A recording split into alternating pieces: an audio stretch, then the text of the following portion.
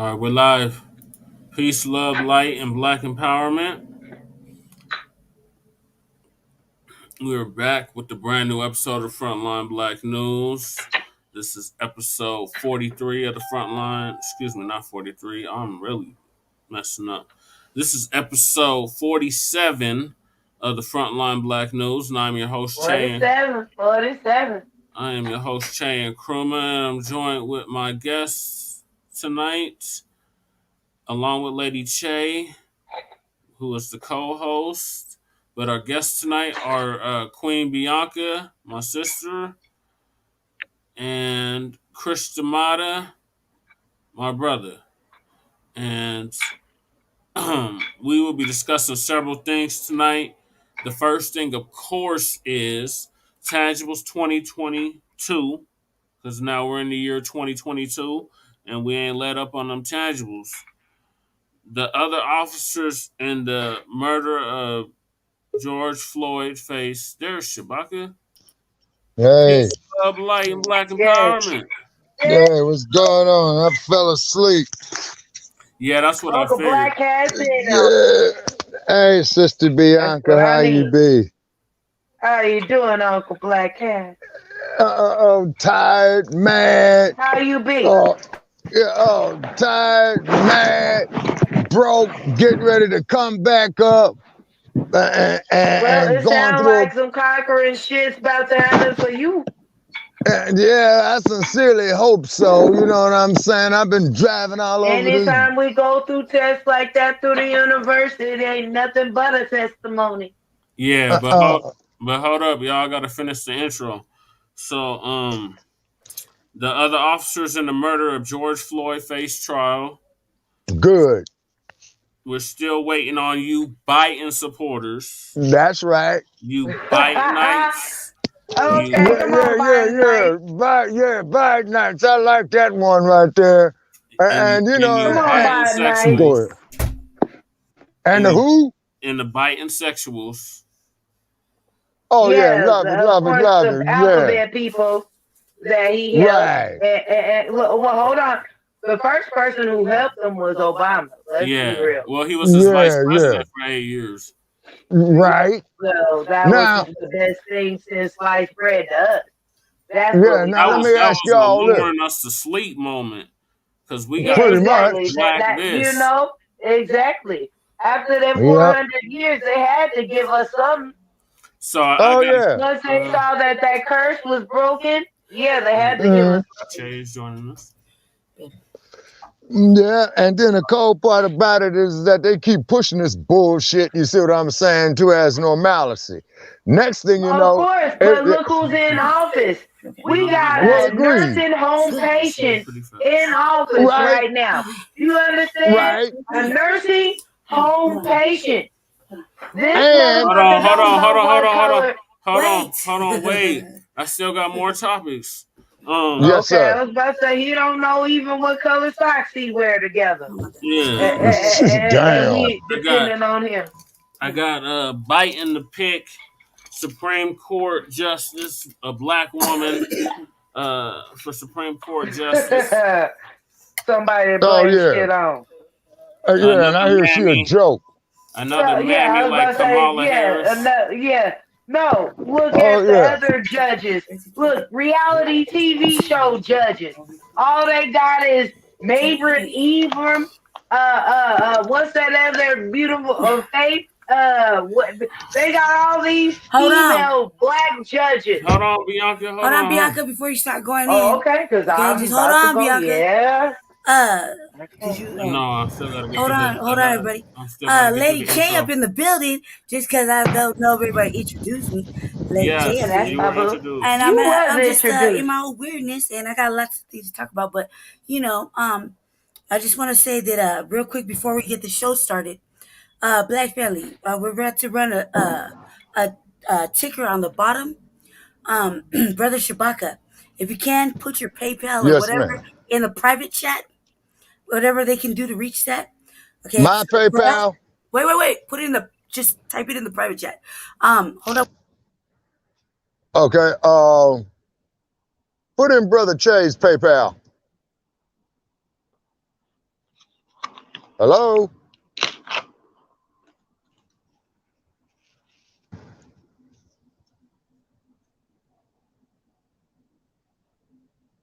Hello, can you hear me? Live. Are we still live?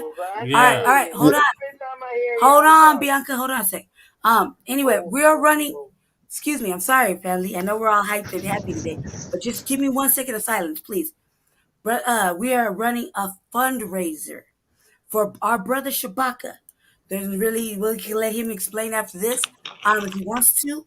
But there will be a ticker on the bottom, and on the bottom of it, it will have information or whatever, so you can make sure that we help him for what he needs. Because right now, without our brother Shabaka, and as a collaborative of what Black Unity is as a family, we must support our brothers and sisters, which is part of the Black Code family. Do not let you be reminded of this.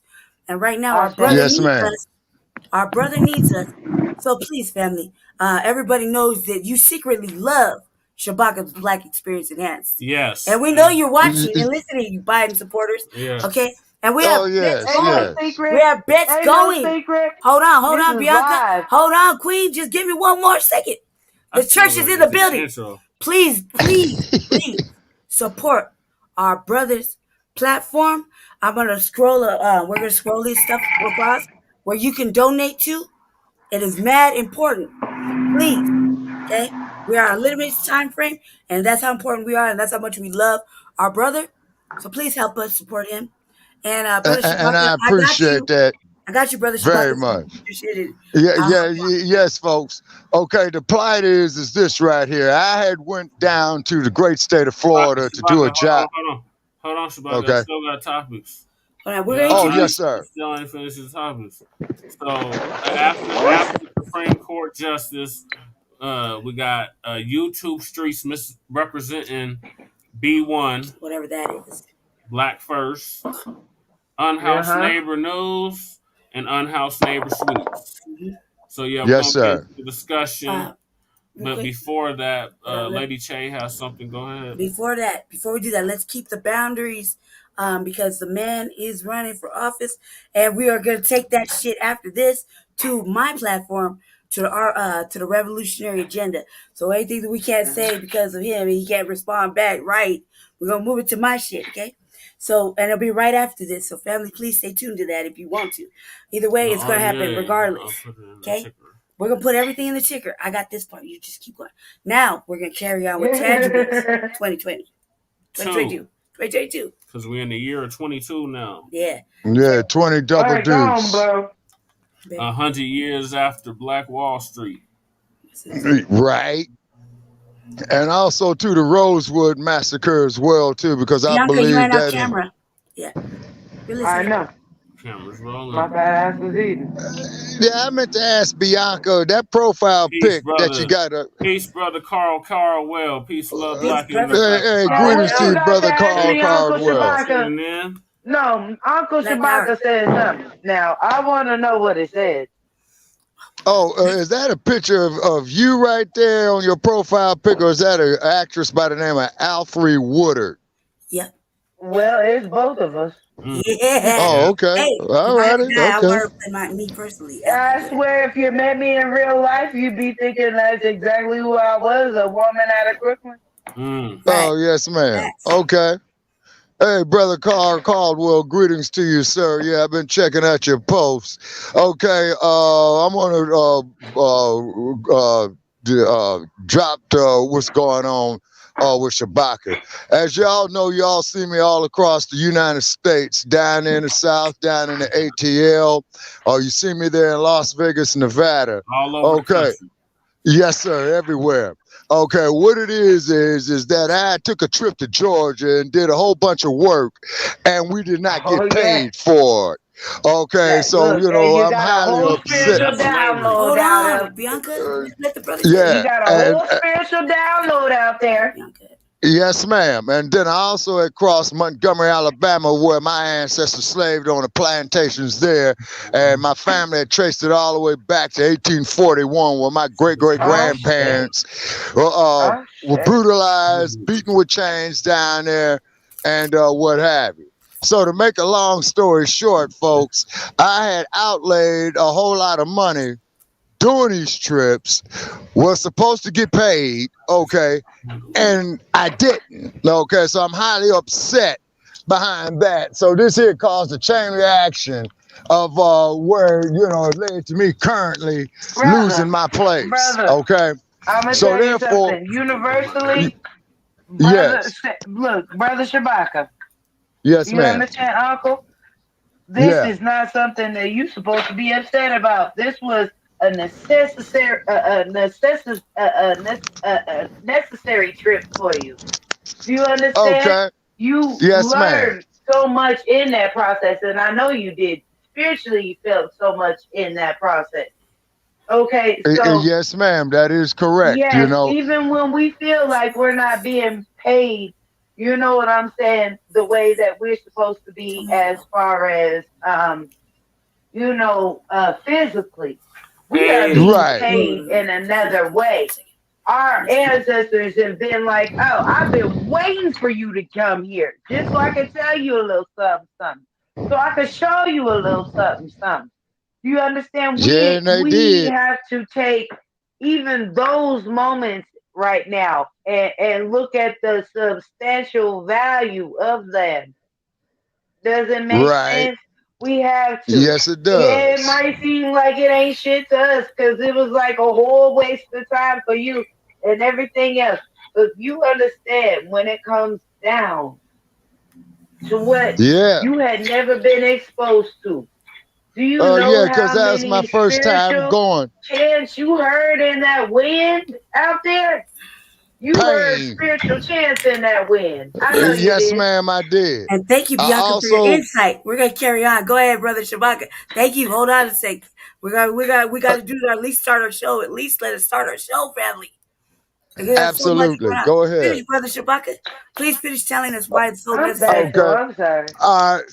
So therefore, with me, you know, losing all this money traveling down there and not getting paid has affected my living arrangement. Okay, so what we're doing is that I discussed with Brother Che, that I discussed with Lady Che, is that we're selling ad space to save the platform of Shabaka's Black Experience Enhanced.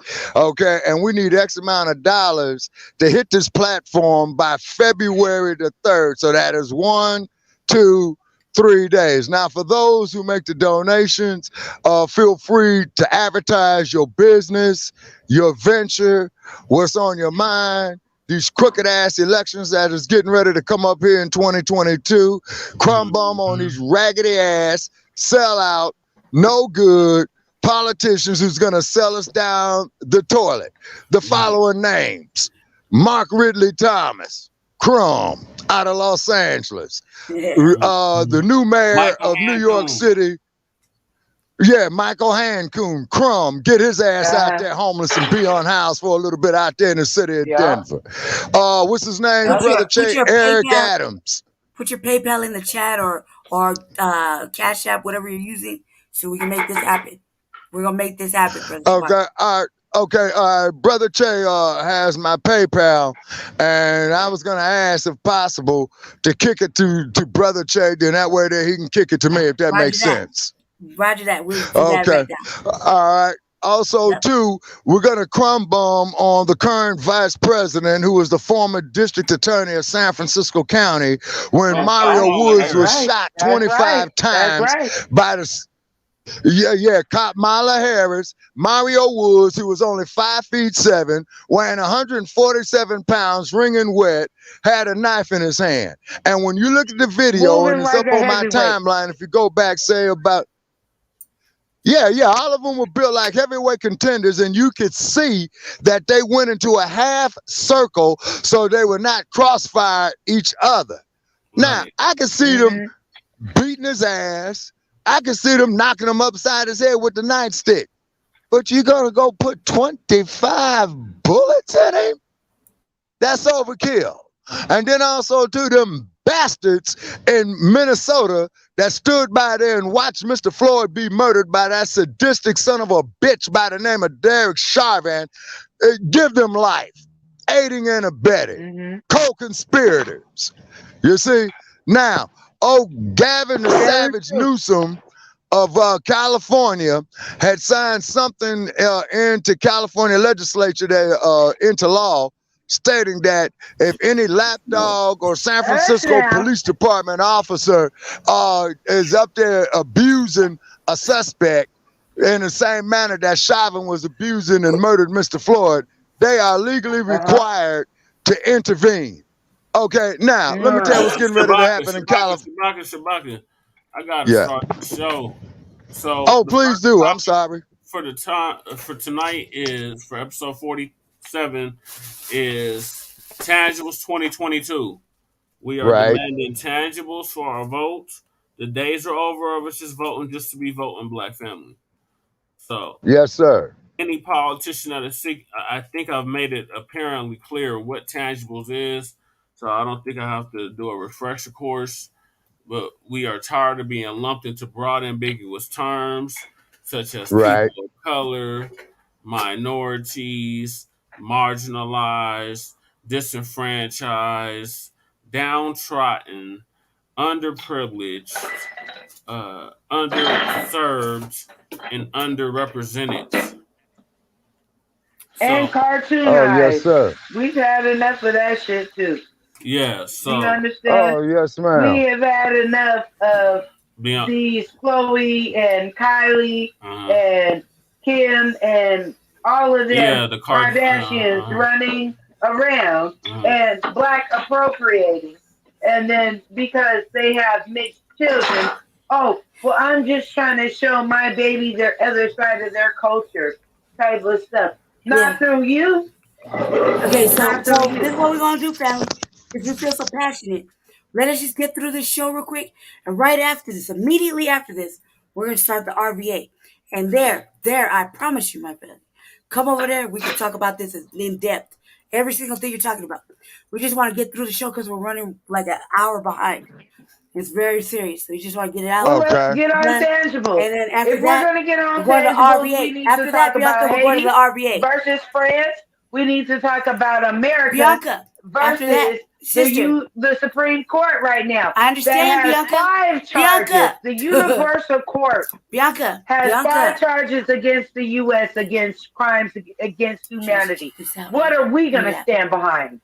Here you go. Hey, Bianca, listen. Okay. Bianca, listen. Bianca. This is a good topic. What are we going to stand behind? Bianca. Where you at? Sis. After this, please. We got a list of topics. Please. All right. It looks dysfunctional. Okay. We got a routine. My bad. I know. I just took it. After this, we can hit the topics, but we want to talk about the topics we got right here that we worked so hard on. Please. Let's get us through the show. Course. Then we're going to move to the RVA. And you're both invited to go ahead and let all that out over there. Let's just go through this first. Because we're on a schedule. We're on a routine schedule. Please. Go on ahead, baby. Okay, so we're no longer going to be lumped into these terms. So any politician that is seeking your vote, Black family, demand something tangible for your vote.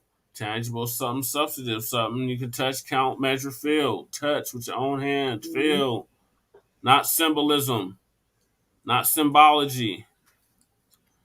We are demanding tangibles for this whole decade plus until 2100. We are going to demand something tangible for our vote. So they need to come off with the reparations, cut the check. We're not going to let up on emphasizing that. And we're going to bring the two-party system to its knees, Black family. Let it collapse. It's already imploding on itself. Let it do what it do. We don't have to participate in this shit. We can drop out altogether. Or we can vote as a block and send a message to the Democrats and the Republicans on our own shit, on our own independent party, which we have. It's called the Mahali Party. It's based out the South. And really get it popping or cracking. Okay, so my question would be, why can't we do both? Bianca, I gotta finish. Okay, I'm sorry. So, the malign neglect policy has been exposed. And we're no longer going to tolerate it. So, the Democrats, the Republicans, you operatives for each party that will watch this or are currently watching this, you need to know that we're going to continue to demand something tangible for our votes. We're not letting up. This is going to be a marathon, not a sprint. We are demanding Right. $100 trillion in reparations Yes, for sir. past, present, and future atrocities that have been brought against our people and continue to be brought against our people. So, once again, Black family, any politician that's seeking your vote, including myself, demand something tangible for your vote. Otherwise, don't vote for them. It's as Right. simple as that. The days are over of them taking our vote for granted and thinking they can throw a bone here and there, like Black Supreme Justice Black woman, Supreme Justice, like what Biden's doing, and think Right. that's doing something tangible for us. There's nothing tangible about none of that. It is symbolism. We got to get off the symbolism, Black family, when it comes to this voting thing, this politic thing.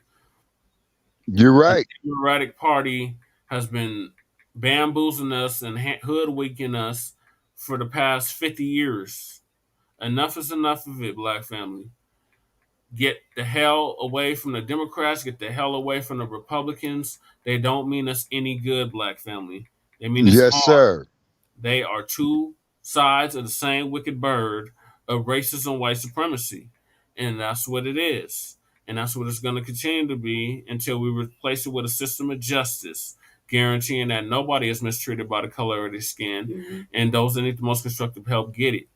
So we're on And our then newly fuller tonight. Hold on, Shabaka, I gotta finish. yes, sir. Yes, So sir. that's Tangibles 2022, Black family. I hope that is crystal clear what that all entails. And we're going to move on to our next topic, which is the other officers and the murder of George Floyd face trial. Right. An article. Article, right? Yeah. Yeah.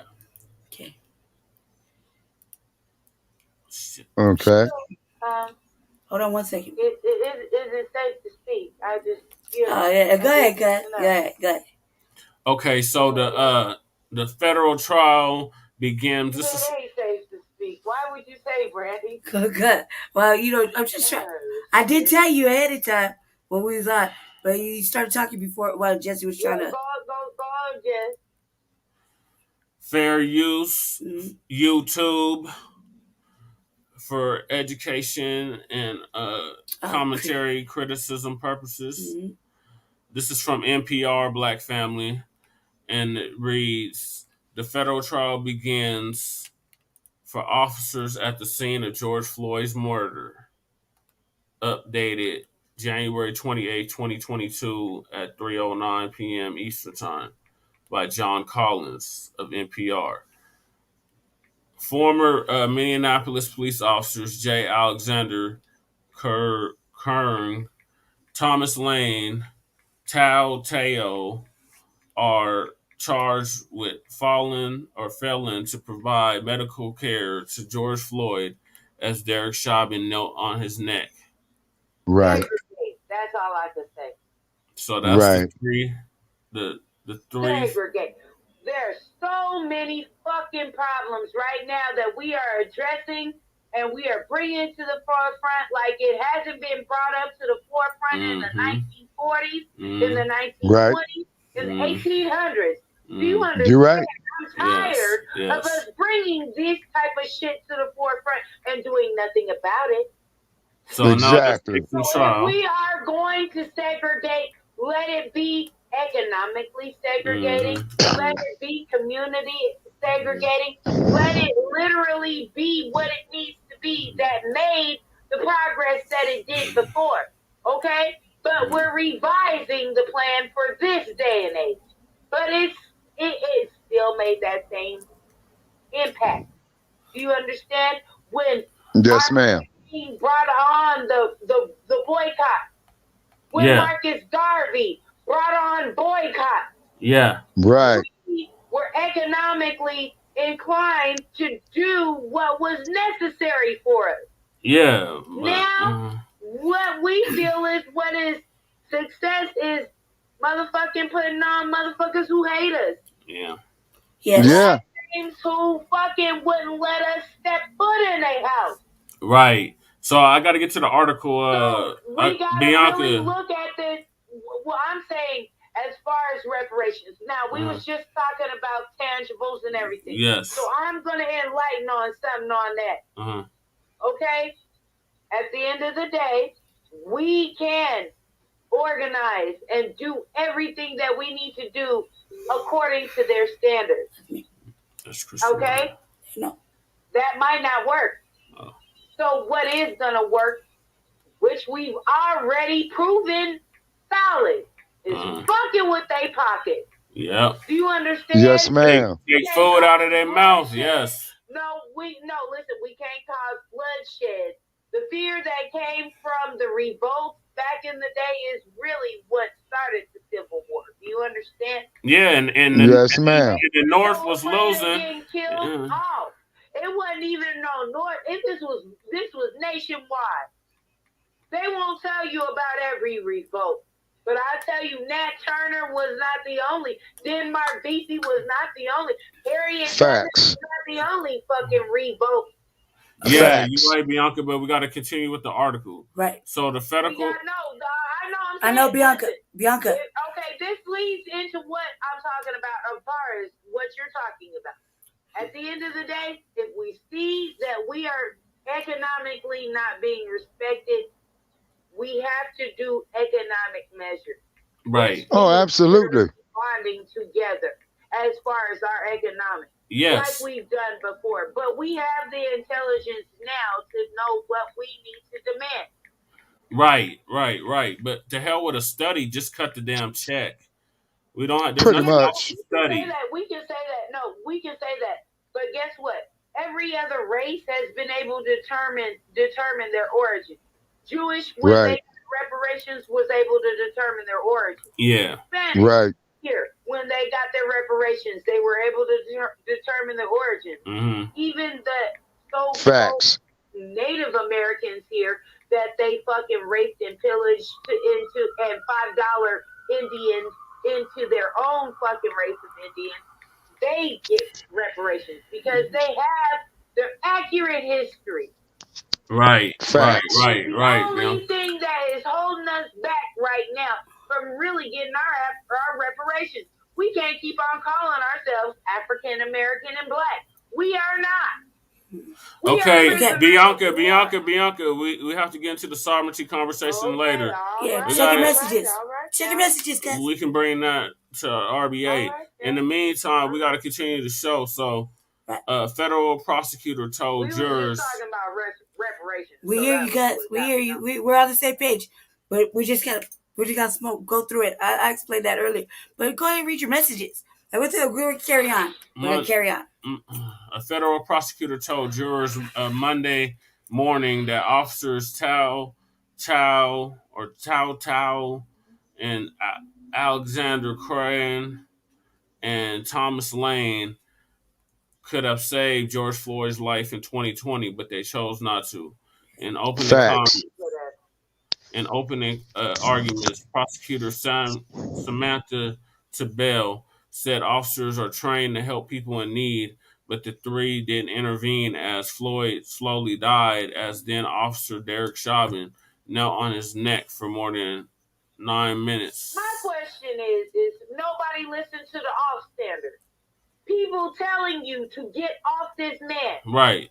I mean, there were so many. Do you understand? There was a line of 12 people of all different races telling this officer to get off of him. Yes. So I'll be damned if it comes down to some shit like that, where you're gonna sit up here and say that wasn't intentional. Right. You didn't even listen to white motherfuckers telling you to get off of him. No. So the article goes on to continue to say, you'll hear that the medical aid that would have saved George Floyd's life was as simple as that. Turning George Floyd on his side so his heart kept beating, she told jurors. Another public lynching. Yep. Defense attorneys... Another public lynching. And that's what people really need to fucking get. Right. Well, that's why we have so many protests. Lynching law still ain't been fucking passed. Nope. And they're not going to be passed. Why do we think for 1 minute that they won't do it to us? They're not gonna. Yeah, we know where it's going. Yeah. So Oh, absolutely. describe George Floyd's death as a tragedy, but not a crime by their clients. I call it a lynching, a public lynching. Yeah, this case is about a tragic tale about a rookie officer less than 3 shifts into his career. This tale is ain't about this a bitch? An inferior white motherfucker who had the need to instill the 400-year Ma'afa within our children again. Yeah. This is part of the Ma'afa, indeed. Martins, the Michael Browns, all of this shit that they're showing our Yep. on TV now. Yes, it's psychological. These are public lynchings. Yeah. Yes, ma'am. That's exactly what they are. And then particularly with Mike Brown, when they shot and killed him there in Missouri. Okay, I forgot the name of the video show. All over. Plus, keep in mind they did not cover up his body. That there was in Ferguson, Missouri. Just like in Los Angeles, when Kamala was the attorney general, this case that she could intervene in is when you had 2 officers of the Newton Division of the Los Angeles Police Department had the guy who was deaf on the ground, Ezell Ford. And you could hear on the body cam where one lapdog tells the other one, oh, just go put a bullet in his back. And he takes a 9mm, bam, shoots him point blank in his back, murdering Mr. Ezell Ford, who was a mental patient. Hey, Kamala, what did you do about that one, dear? While you was busy hopping up and down with Willie Brown, you know what I'm saying? You could have intervened on that case. Just like when that murdering bastard, Johannes Mersley, murdered Oscar Grant at the Fruitvale BART station there on January 1st, 2009. And check my YouTube, Brother Che, because I think I did do not a live feed, but I think I did a video from the Fruitvale BART station of where he was murdered by Johannes Mersley. So instead of Mersley getting hit with murder 1 and special circumstance, they take the case out of Alameda County, where Kamala, where you used to be an assistant district attorney, and take it to LA County. So I'm figuring after, the rebellion in 1992, Mersley's getting ready to fall. What'd he get? 2 years. You know what I'm saying? And I think he only served 1. So quite naturally, of course, they put his ass in Punk City, okay, when he was on the inside. Now, the same thing with these cops that stood by there that watched Mr. Floyd get murdered. Okay, they should have been busting or shoving upside his head. How come one of them didn't pull a gat out and just put a cap in his dome? You're committing murder. And then as Brother Che and myself and millions of others have reviewed that video time and time again, you will see Mr. Floyd pass away in the video. And then not to mention the fact that Mr. Floyd was urinating and defecating on himself as he was dying. So then when they called the paramedics, and excuse the expression, and I don't mean no disrespect to the Floyd family, but I'm just saying this here to get my point across. Just to show you how diabolical and inhumane this shit was, they just came up there and scraped Mr. Floyd up off the canvas, didn't even take the handcuffs off of him.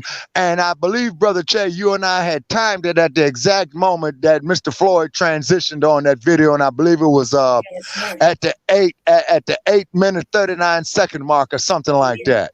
Because you see his body go limp. He's telling this sick son of a bitch, hey man, I cannot breathe. You already got the man pissing on himself. You got the man shitting on himself. You got him handcuffed. So why, Chauvin, did you feel it was necessary to apply those pressure points as you are moving your weight back and forth on his neck? So this proves intent. Now, the other sorry ass cops who were standing around there telling the public, don't come close, go away, don't video. Yeah, you sons of bitches are co-conspirators in Mr. Floyd's murder. And all 4 of you bastards ought to be facing a goddamn death penalty. You're both right. Absolutely. On the bottom of the screen, family, On the bottom of the screen, family, there's a ticker that's reading on the bottom. Please, let's follow those rules. That all of our police get. Okay, so military training was used on him. Mm-hmm. At the bottom of on the bottom of our screen, family. Bianca. On the bottom of our screen, family, everybody who's in the chat, thank you for joining us. On the bottom of our screen, there's a ticker going across. Please respect the boundaries of our program. We try to keep control of it. Please. So as we're 2 going, minutes each commentary. I got you. Okay? I got you. I got you. Noted. All I'm doing is just please. Let's just follow the rules. Please, let's follow the rules. Carry on, Bianca. Carry on. I'll stop hopscotching if that's what you want. Carry on, Bianca. You got 2 minutes. I'm gonna tell you this much: knowledge ain't free. You gotta pay attention. You gotta pay attention. That's right. We have to pay attention to as a people is that we cannot keep on falling for the same fucking level. Okay. And what we're going through as damn Welcome back. Level. Thank you for joining us. You gotta complete that shit to get to the level. Okay, so what we really have to tackle at this point is there ain't true enough reparations either, or we have enough balls to tell them to leave us the fuck alone. Right. We want our reparations and separation. Why can't we have both? People, because we are literally as black people like a rape victim in this. Yes. Yep. Yes. Yep. We was like letting the white motherfucker who raped us clean us the fuck up. It's not gonna happen. Give me my space and let me fix myself, motherfucker. Yeah. Yeah. Right. So that's why it says if they're not gonna give us reparation, leave me the fuck alone. Right. Well, there's. Don't ask me to do a goddamn thing for you. Well, yeah, and don't ask me to participate in this goddamn rat race. Don't ask me none of this shit. Right. Well, there's talks of us taking over states and making those all black states. So right. We gotta stand on shit though. That's the problem. We will include other people, and that's the problem. Yeah, right. Some of the biggest things going, and we feel the need to include somebody else. Mm-hmm. Yes. Get the fuck out of here. Right. Very good point. Thank you. We gotta say that this is ours and stand on it. Exactly. Very good point. And thank you for the commentary. Respect on this race. Absolutely. Yeah, thank you. That's very good. Respect on this race. Mm-hmm. Carry on, family. Carry on.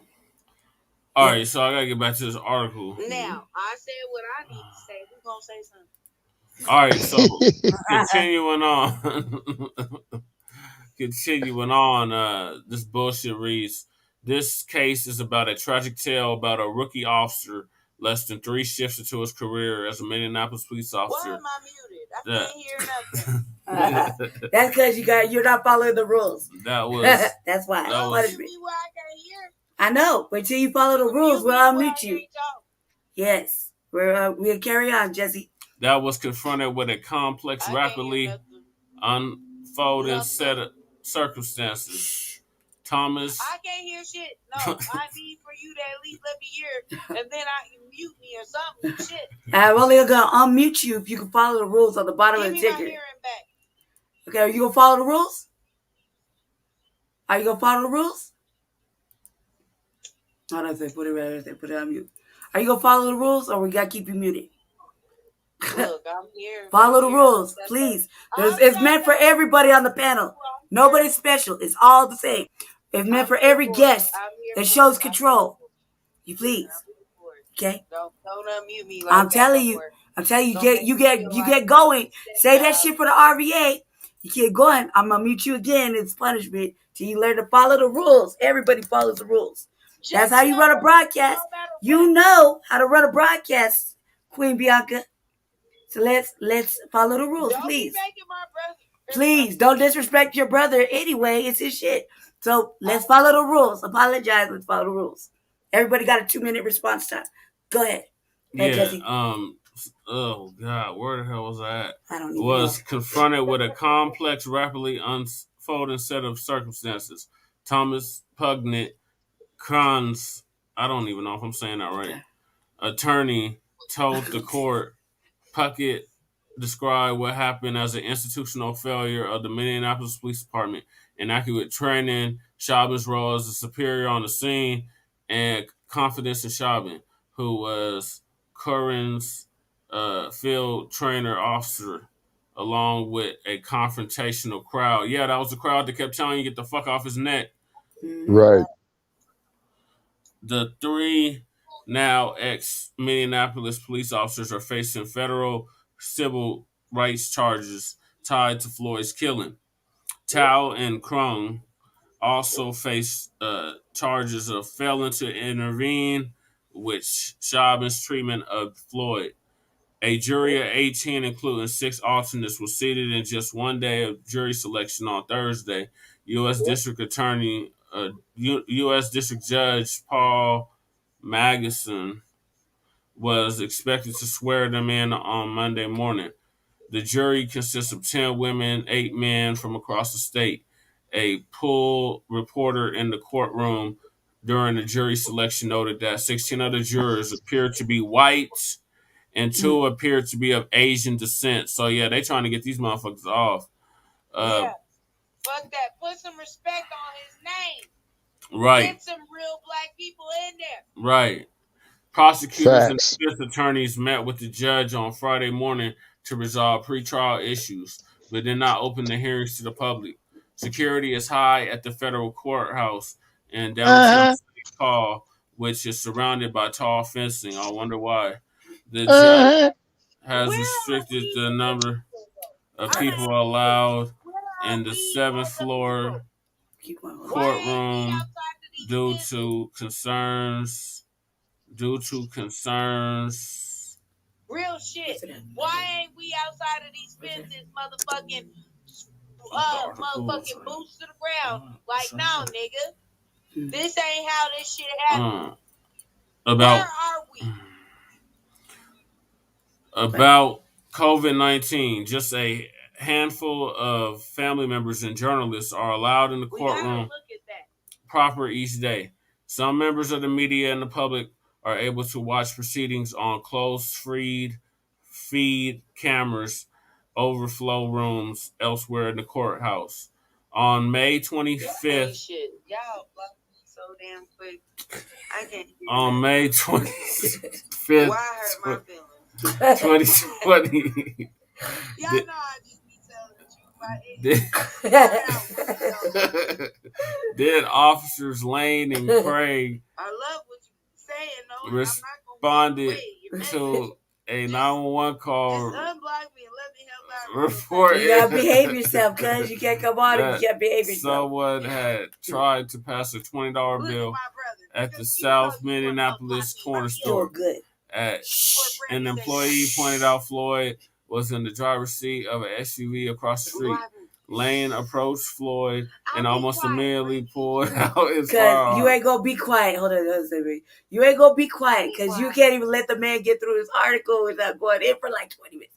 Just hold on a minute. I told you we're gonna take it to the RVA. I said hold on till you calm down. Simmer down. Simmer down, Miss Active. Okay, simmer down. You go have your moment. Just let us get through it, cause you know how he did. This is the mayor. After handcuffing Floyd, Lane and Crone tried to force him into the back of the police squad car. He resisted getting in, telling them he was claustrophobic. Brandy, if you don't take me off this goddamn video. Not till you stop talking, okay? There's a note for everybody on the bottom of the screen. It says respect each other, 2-minute commentary.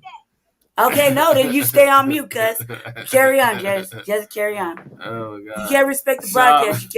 You can't talk. Chauvin arrived at the scene and took him to the ground. That's all right. Hold on. Yeah, my bad, brother. Where are you at right now? Chris Yamada, thank you for coming on. So, please read the bottom of the thing is, Chris Yamada. The only reason why the bottom of the screen. Everybody get a 2-minute commentary. Let Jesse get through the article, please. Okay? And then we're going to take turns. Please. It's out of control. This is our broadcast. I will mute you, motherfuckers. You see Bianca on mute, right? No, I'm playing where are we at? I'm playing. Let Jesse finish. Where are we at? We're on the officers, the other Black officers in the George Floyd case. We're on the other officers in the George Floyd case.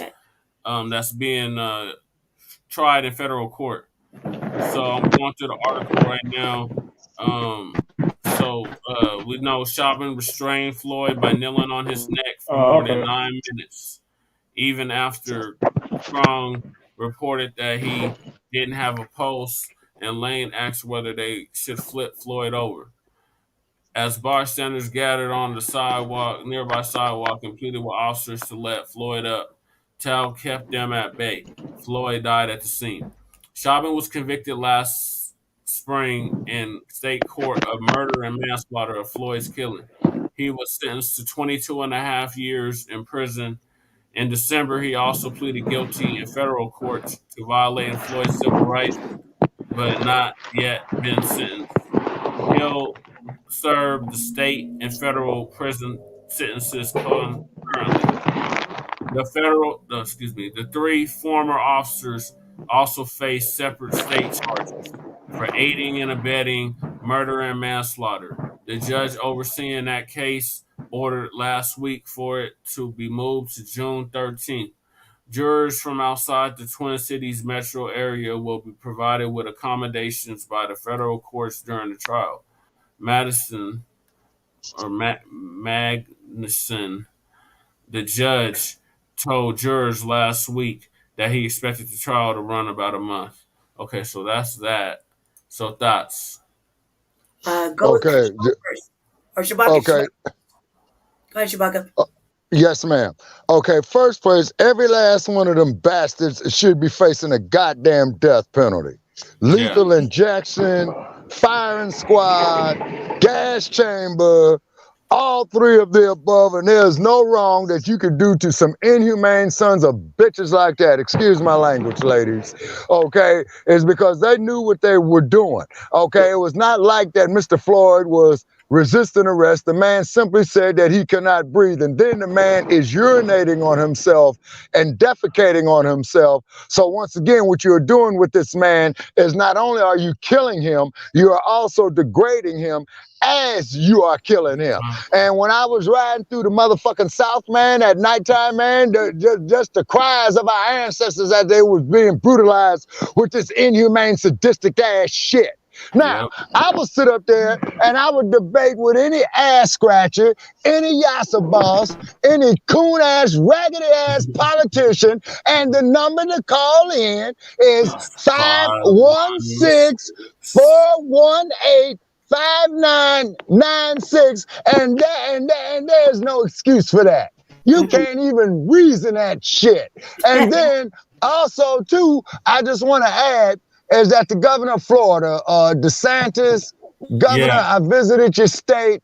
You passing some goddamn law talking about, well, we can't talk about the past or about slavery because it's making whites feel intimidated or making them feel this, that, that, the other. Motherfucker, that there is exactly what the hell they need. Now, as you know, brother parents, I've been on conservative white people show, been called every nigga, every black son of a bitch, exactly, and all other kind of foul crap. But hey, but you bastards don't want to sit up there and acknowledge your brutalization. Now, fortunately, a old bastard like me, you know, who's got somewhat of his sense left, you know what I'm saying? You know, knows better than this, and all what that is doing on is pissing on our heads and telling us it's rain. That's and like I said, and I will debate with any ass scratcher, coon, yassa boss, integrationalist, white supremacist, Klansman, neo-Nazi, and the number to call in is 516-418-5996, and you could Google us where Brother Che is the co-host of that platform. Yeah, and I have the number scrolling at the bottom of the screen. Yes, sir. So we're gonna move on to our next topic. Yes, sir. Is Bianca still on? No. No? Hold on a second. Okay, cool. All right. She'll be back, family. But we gotta have a sense of control. You know what I mean? That's how any broadcast would run. Sense of control. So she'll be back. And let's, carry on, Jesse. Yeah. So our next topic is Biden. And you damn Biden supporters, you Bidenites. Yes, Bidenites. Yeah, the Bidenites, Biden sexuals, so trans Bideners. Call the number. Mm-hmm. We're still waiting for you to call the number that's scrolling at the bottom of the screen. Yep. That's on Tuesday night. 418. Anytime we run a Shabaka Black Experience program. Anytime. Yep. Yes, ma'am. And then also too is that Biden is senile. His son is on dope. I'm very, very curious to see what's on his laptop. You know what I mean? Okay. And Lord knows whatever. Who knows? You probably got him up there, sucking and fucking a giraffe and a damn orangutan at the same time. Wow. Oh yeah, I done come out with some sick ass shit in that perverted ass place that I grew up called Los Angeles, California. And then of course the Screen Actors Guild, the Screenwriters Guild, Paramount Pictures, Universal, Warner Brothers, 20th Century, Miramax, Hollywood Pictures. You clowns know how we feel about you. And we mean this from the bottom of our hearts when we tell you these two words of fuck you. And we're being respectful to it is because we've had elders, call up our program and they kind of admonished us a bit. So therefore, we're taking that admonishment seriously, because we need that podcast, to grow. And please donate to Brother Chase PayPal to keep the podcast up. And then, of course, those who are doing something positive in the Black community, Sister Bianca is more than welcome to come up there and host her own show on her African spirituality. Is because I check out her page and the knowledge that she drops. And I think this has something to do with my enlightenment and awareness when I was down there in the South, as I had listened to the wind and heard the stories of long ago. Yeah. That's absolutely true. Yeah. Oh, yes, indeed. Yeah, so where you Bidenites at? We know you're going to watch the show. We're still waiting on you. And we love your hate mail. Yeah, we love that. We love it. Yeah. Please keep your hate mail coming in. Haters. And by the way, and then do let me say, the woman who told me on my Facebook page when I said fuck Biden and fuck all y'all for voting for him, young woman responds back, well, fuck you too, Shabaka, is because I'm voting for Biden. And well, great sister, glad to hear it. Keep those cards and letters coming, folks. Please. Yeah. We love your hate mail. We love it. We really do. We love about it. Yes. But what we would love for you to do is to call the number. Or just hit that Cash App on the bottom. Hit any of those markers, the Cash App, the PayPal, because no matter what you say, you're still a Bidenite and you still fucking on that cognitive dissonance. And we've been waiting for you. So you just fucking, no matter what you say, just go ahead and put money in there. And cognitive dissonance is correct, ma'am. That's exactly what it is. It later with these YouTube streets. So we. Yeah. Go ahead. We're on the next topic. Just 1 second. Yeah. We forgot to call them Bidensexuals. Oh yeah, you Bidensexuals too, because LGBTQ got something tangible. The Asians got something tangible. Right. DACA got something tangible. But your black ass didn't get nothing tangible from a Biden administration. Indeed. Except more time in jail and more enhanced charges when he supported that federal crime bill by Slick Willie in the mid-1990s. Now, that's one thing about being an old bastard. I remember the 1990s very well because I think I was in my 30s in the 1990s. And then I do remember the party they had April 29th, 1992 in Los Angeles. No justice, no peace. Now, anytime that a white woman from Granada Hills, California, which is a lily white area, comes down in front of Lapdog headquarters at 150 North Los Angeles Street, which is the LAPD headquarters, commonly referred to as Parker Center. And she's standing next to a brother out of South Central LA at most peaceful. She did not feel intimidated, and she says that it was a fucking outrage of what happened in Los Angeles there in 1992, which it was. Now, what sparked it off is when them lily white conservative ass jurors out of Ventura County, and keep in mind, folks, Ventura County, you got retired district attorneys, retired police chiefs. So therefore, that's what the jury pool is, right? Hold on, so here's the link. Here's the link. Yes, sir. To get on the StreamYard, if you Biden supporters are bold enough, got balls enough to come up on the Frontline Black News. Or you can join us on the Revolutionary Agenda in like an hour. Right after this. Indeed. Indeed. You know? Okay. And now and tell us why we should continue to support Jim Crow Biden and the Democrats. The Democrats are done. They are collapsing right before our very eyes. The midterms are coming up. They want us to go out and vote. Vote for what? The fuck are you voting for, Black family? If it's not tangible, what is the point? So yeah, you have had every opportunity to call in and get on the show.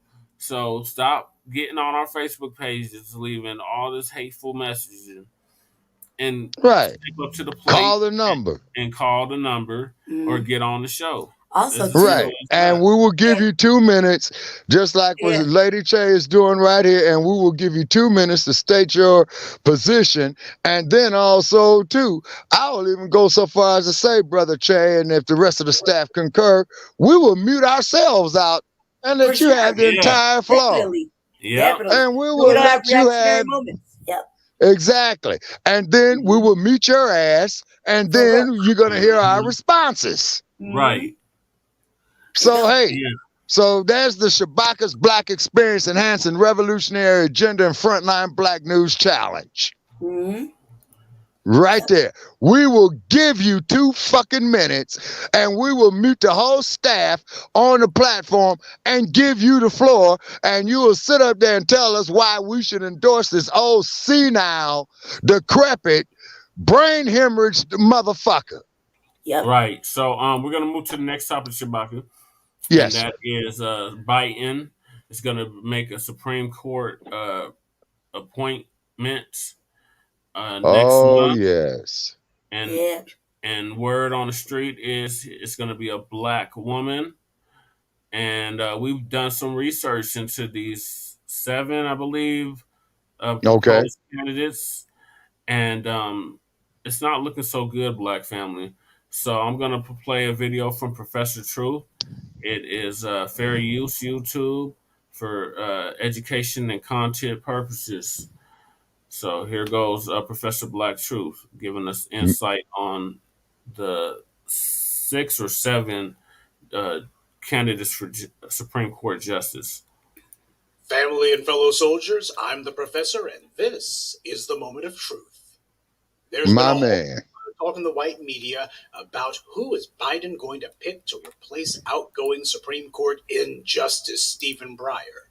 Now, Biden's been saying for the longest time that one of his goals is a Black woman on the Supreme Court, which would be a first.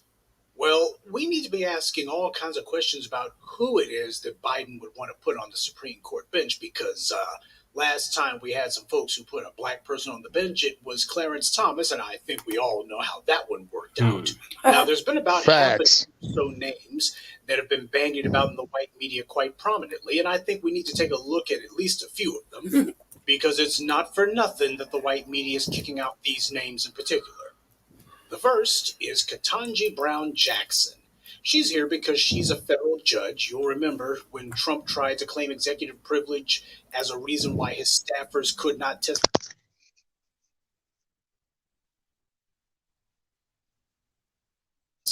So that's the reason why she's getting top billing these days, because she gave a soundbite that the white media found to be quite replayable.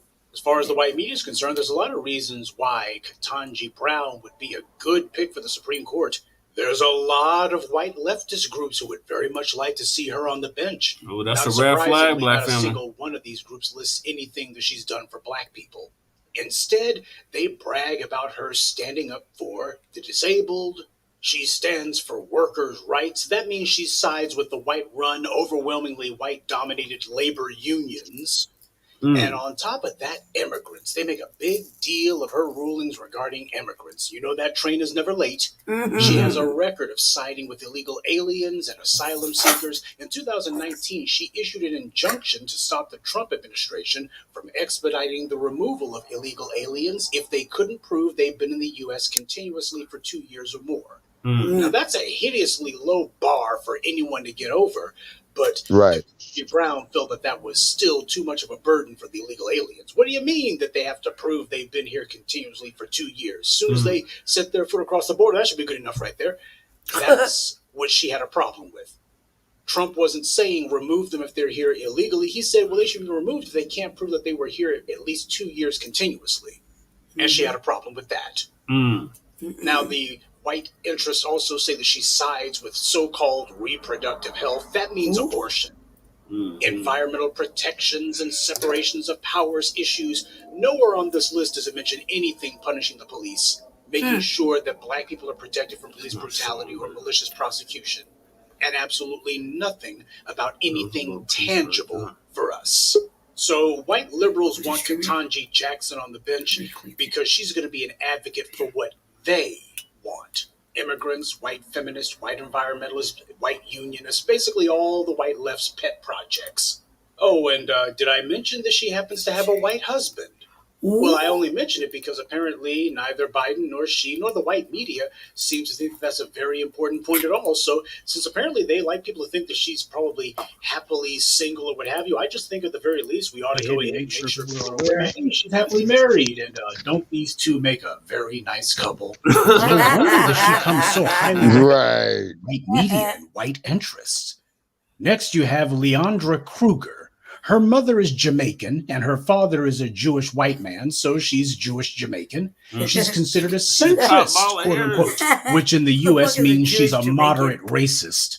Among her numerous rulings in 2018, she ruled to uphold a law that allowed police to take DNA samples from people before they had even had charges filed against them. In 2019, Judge Kruger overturned the death penalty for a white supremacist who literally had Nazi tattoos from head to toe. And just to give you some idea of what an upstanding citizen Kruger was taking the side of, Jeffrey Scott Young committed a double murder, shooting 2 people to death, firing on a third person, and then stealing a car to get away.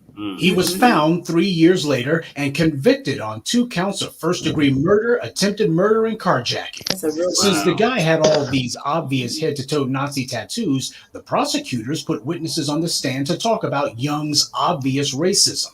Kruger complained that the DA had no right to tell the jury that they could consider giving this white supremacist killer the death penalty based on his white supremacist beliefs or not.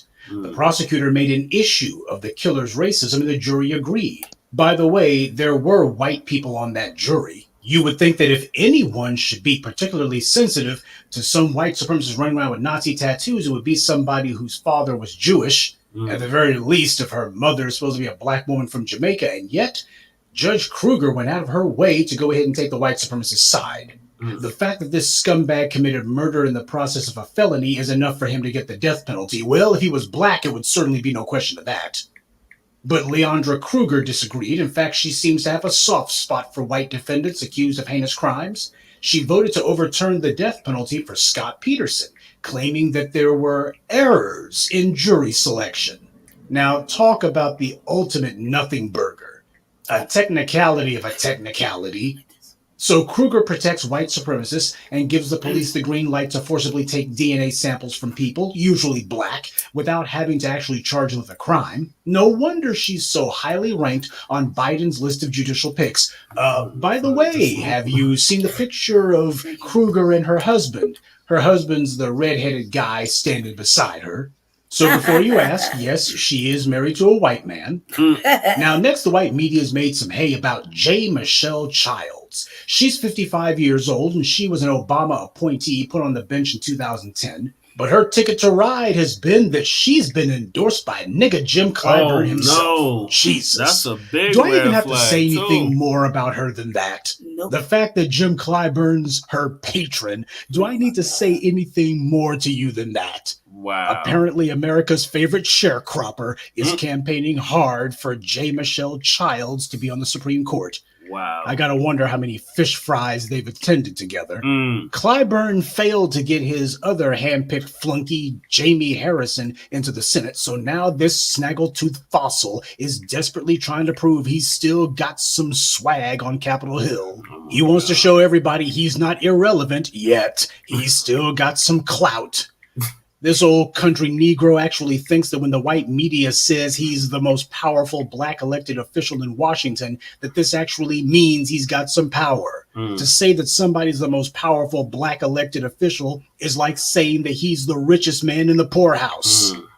Clyburn's so stupid he can't or doesn't want to see when the white media is mocking him. Right. Anyone who's best buds with Jim Clyburn is certified dirty. I don't need to know anything more about J. Michelle Childs than that. Now, another person whose name has been in contention is Wilhelmina Wright. She was one of the few judges that Obama managed to get on the bench. She's made no rulings of any real significance, which basically means that she's a career bureaucrat. But one thing that we have noticed is she has a white husband and they have a biracial daughter. You see her in the picture here wearing braces. Well, so far, of the 3 top nominees that the white media keeps mentioning, all 3 of them happen to have white spouses. I'm starting to wonder if maybe the white media considers that to be some sort of requisite qualification. Well, moving on, you have Eunice Lee. Haven't found much on her, and what I found puts her in the same category as Wilhelmina Wright, another bureaucrat collecting her government pay and going to the right inside the Beltway parties. She was a law professor before Biden put her on the federal bench 8 months ago, so it would be a miracle if she actually gets the nomination. If you're a black person, you have to be hyper overqualified in order to get something. So in her case, her resume is pretty thin. She hasn't had enough time on the bench to make her a Supreme Court justice. Well, as a black person, she hasn't had enough time. If she was white, all she have to do is pass the bar, and that'd be enough. And just for the record, Miss Lee appears to be single. Not sure if she's ever been married before, but she's certainly not married now. Next, we got Candace Jackson Akawumi. She's married to a Nigerian. She only got put on the federal bench 6 months ago. Before that, she was a public defender. Looking at her and her husband, these two just seem to be your average garden variety social climbers. I wouldn't put her in heavy contention at all. Next, you got Sherilyn Ifill. She's in charge of the NAACP Legal Defense and Educational Fund. Yep. The Welcome back, same Shabaka. NAACP who gives image awards to anti-black to our one racists viewer. like Aquafina. And if the name Ifill sounds familiar to you, it should. Sherilyn Ifill was cousin to the late PBS News anchor Gwen Ifill. Fun fact. Did you know that both Sherilyn and Gwen are immigrants? They're family members whose fathers came from Barbados. So Sherilyn Ifill's an immigrant. Yes, that's why every public statement she gives is all about how we need to stick up for immigrants' rights. Lord. She doesn't seem to have much fire at all for going after the police. Definitely nothing about our tangibles, but as far as immigration goes, that's her big deal. That's to her, that's what really enthuses her. That's what she's excited about.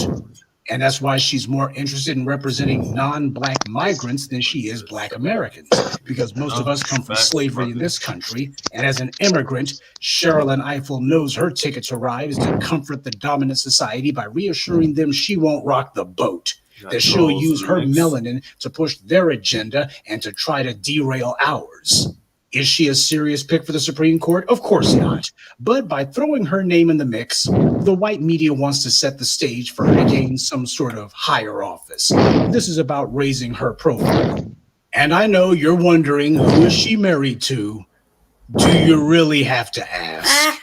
So, out of the 7 names that at least CNN, and you know this was given to them by the Biden administration, are trying to push as being the front runners for that Supreme Court vacancy, At least 2 of them are immigrants, and 6 of them are either not married to a DAS FBA person or at the very least not married at all. So out of all of them, about J. Michelle Childs is the only one that I can look at and say, well, at the very least, I don't think that she's an immigrant, and I don't believe that her husband is a white person, or at least somebody who can't trace their ancestry back to the killing fields of the American South. Right. But when you got someone like Jim Clyburn endorsing you, hell, she might as well have on a t-shirt that says, I'll tell Massa where the slaves are hiding.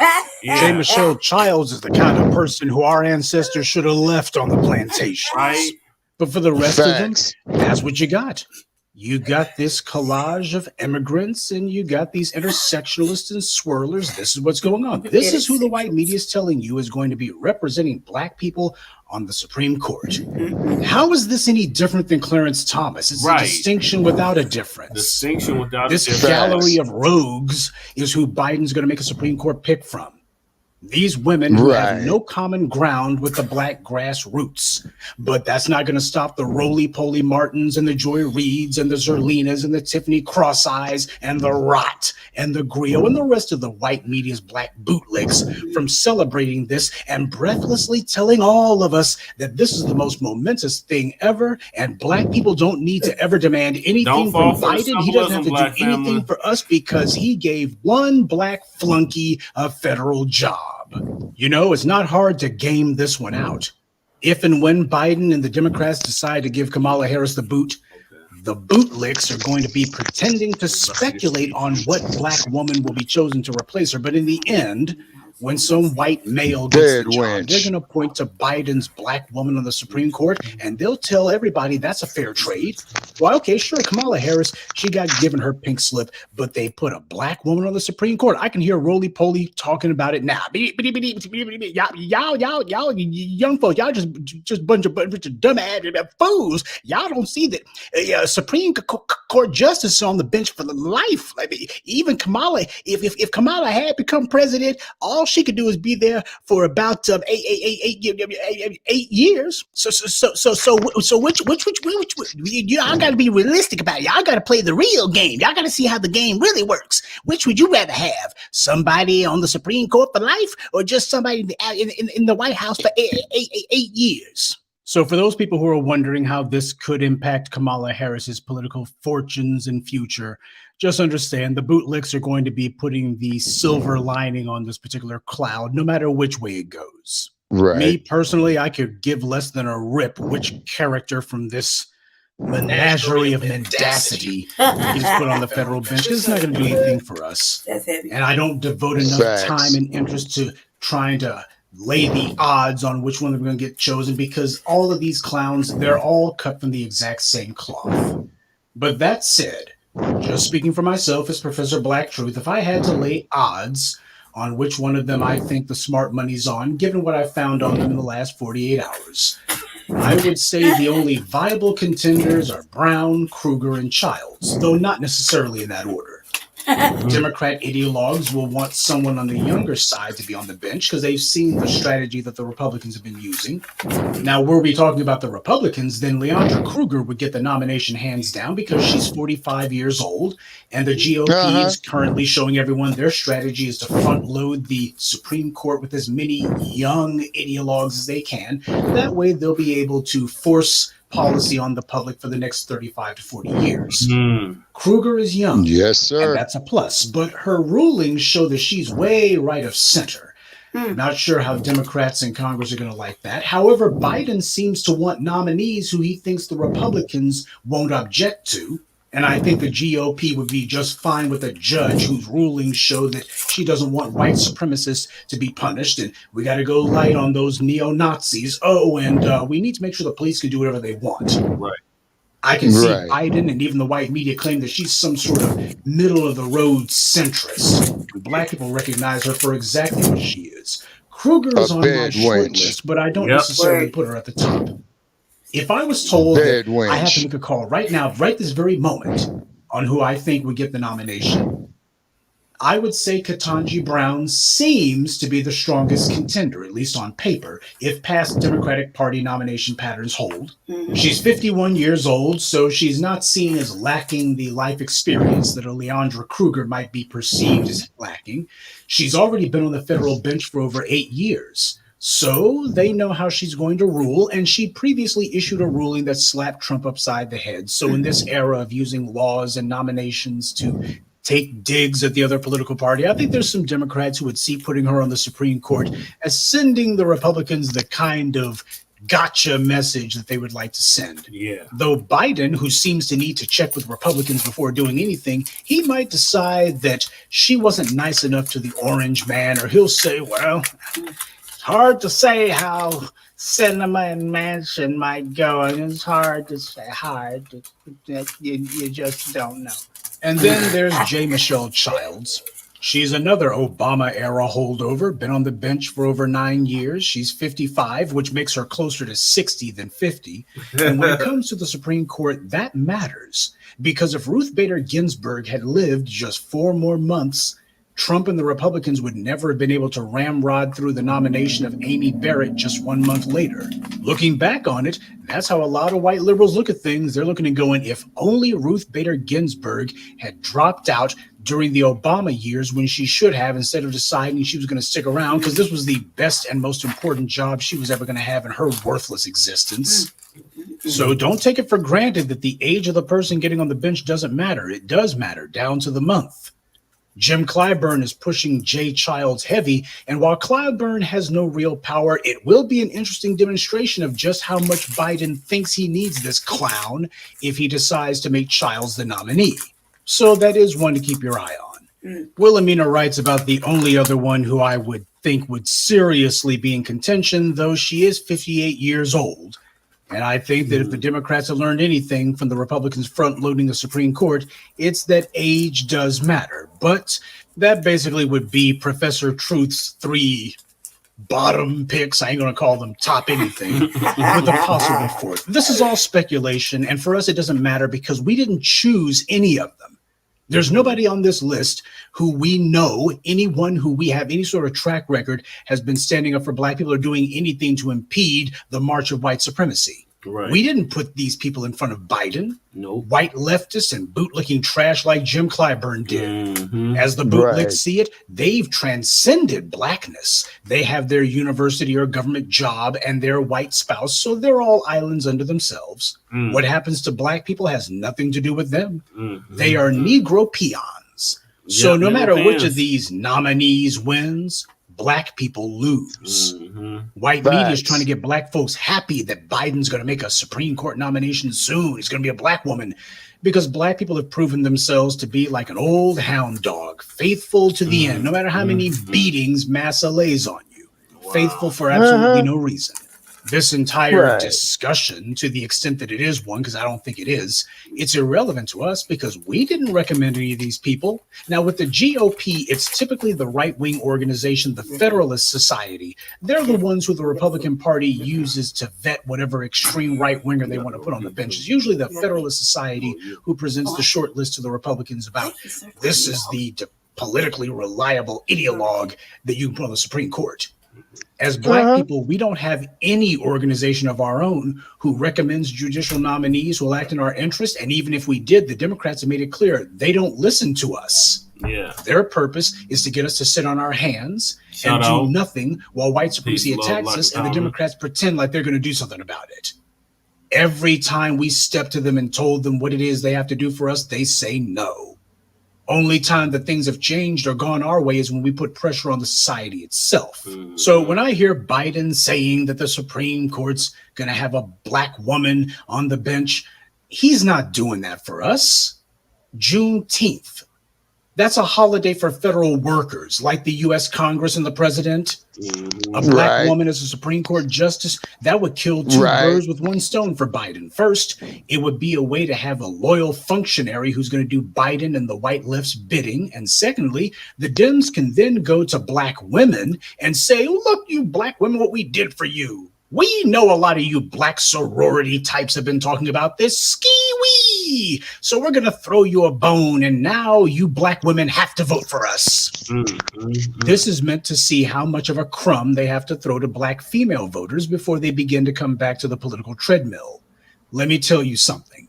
Giving one little old black woman a federal job, that's not going to change anything for black people as a group, which is the reason why the Democrats are willing to do it, because it won't actually change anything. Even the empty false proposals Biden's made during the presidential campaign, and which he promptly dumped as soon as he got sworn in, weak as those proposals were, they also proved to be too much for the Dems to do. They didn't want to risk it. That's too much trouble. That's too risky, too dangerous. We can't do that. So that's the context that needs to be set when it comes time to talk about the Supreme Court pick. This is Democrats doing things that only benefit them, and then telling black people, well, we did this for you. You know what this is like. It's like the joke about the selfish husband who buys birthday gifts for his wife, but the gift is actually for himself. For her birthday, the husband will buy her something that he knows full well that she has no interest in and would never use, like a bowling ball or a power saw. And when she predictably says, I don't want it, or she doesn't use it, he'll say, well, if you're not going to use that bowling ball, then I will. If you're not going to use that power tool set, I'll use it. This is what the Democrats are doing. Juneteenth being made a federal holiday wasn't about us. That's why Republicans had no problem supporting it. With all the hysteria about critical race theory and the Republicans in their respective state legislatures that they control trying to ban any mention of slavery, why would they be in favor of putting into the federal registry a holiday, a day off that's entire purpose is to talk about slavery? That I'll let you know something. As Neely Fuller said, white supremacy believes in taking both sides of the conversation. So if anyone who was wondering what's Professor Black Truth's take on all this, now you know. And if you were wondering what kind of individuals they are, you probably already suspected. Well, now you've got confirmation. Don't let any white person on the left or any black bootlick working for them tell you that this is justice for black women. If Biden wants to give justice to black women, then he needs to get justice for the murder of Breonna Taylor. He needs to get justice for the murder of Tatiana Jefferson. Right. It seems on a weekly basis, we got some black women or even black children who are being brutalized by some race soldier with a badge, many of them children held at gunpoint, and Biden ain't doing a doggone thing about it. He's not saying anything about it. That would take courage. That would be meaningful. Putting yet another career or aspiring bootlick on the federal bench who's going to just dutifully carry out whatever the interests of established white power are changes nothing and means nothing. It's not good for black people. In fact, even if you want to separate black women out of the equation, which is what this is meant to do, it's meant to get black women to see themselves as separate from black society as a whole. This doesn't even benefit black women. It will change nothing. So don't let anybody sit here and play this rope-a-dope bamboozle game with you. Right. These clowns are all operating off of a script, and this is the reason why we must make black empowerment a reality in our time. Because if there's one thing that the failure of the black baby boomers and civil rights should have taught us, it's that the goal should not be to have black faces in high places. It is to have black empowerment in high places. And if whoever this judicial or political nominee is hasn't been standing up for black empowerment before they got the office, they're not going to suddenly discover their spine once they finally get the office. Right. Good day and be one. And be one. I'd like to take a moment to mention some of our contributors. Hold on, I got to start the video. Leroy Lasenberg. Yes, sir. Okay, go ahead. Okay, yeah, I was going to say, man, we need to get Professor Black Truth, man, give him a spot on the show one night, man, and just let him lecture. Yeah, that would be dope. Yeah, and then also, too, if I may say, that is what the good professor just mentioned there about these bed wenches. They might as well go up there to Coldwater Canyon in Los Angeles and go audition for porn in Hollywood. Disgusting. Facts. Straight disgusting. Yes, sir. Yeah, so this is more symbolism, black family. So don't fall for it. Demand something tangible from this Biden administration. We got to deal with this senile Sleepy Joe for another 3 years. So this is not going to be nothing that's going to benefit us, black family. The Supreme Court, justice pick that Biden is looking to fill by the end of next month. Don't fall for the banana in the tailpipe, Black family. Yes, Professor sir. Black Truth just did an awesome commentary on all the candidates for the Supreme Court justice seat, and they all mean us no good. So don't fall for it, Black family. Especially Free Think Zone, Jeff Fard viewers and supporters. We're gonna be in your comment section spitting the same rhetoric that Professor Black Truth just did, because you need to know we are no longer on a Democratic plantation. We're no longer caping for the Democrats, and they can go to hell, along with the Republican Party and the whole two-party system. Hey, let them sink like the Titanic. Yes, sir. So now, and Jesse Paris for mayor of Denver, Colorado. Yes, sir. So we're gonna move to our next topic, Shabaka, since you're the only one that's still with us. Okay. You got commentary? Yeah. Lady Che has commentary. Yeah, sorry, man. I'm over here just playing around. Yeah, go ahead, sister. What's on your mind? I'll be real quick. Yeah, none of those picks were fucking good, considering that, we're on a first black agenda movement. We're carrying the torch real hard and heavy for the black agenda. Yeah, bad wenches, mammies, black women and white men. I mean, at first we thought it was a problem with the black men and the light women, white women. But there's a real problem with black women and white men. Okay, well, see, that thing goes...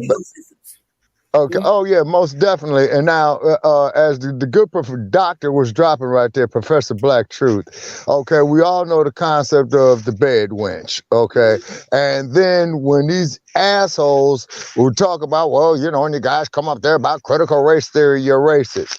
Hey, in my Tony Montana voice, hey amigos, do you know how Black Friday got started? Were naked, yes, sir. Were naked young black girls as young as 10 and 12 years old was up there being sold to white men to buy for their white sons so they can, quote unquote, go breed their own slaves. Damn. And this is why, as I stated before, Brother Che, old bastard like Shabaka with half his teeth missing, he's worth about $40-50. Brother Che, when you throw on his side, he's coming in for a good $100.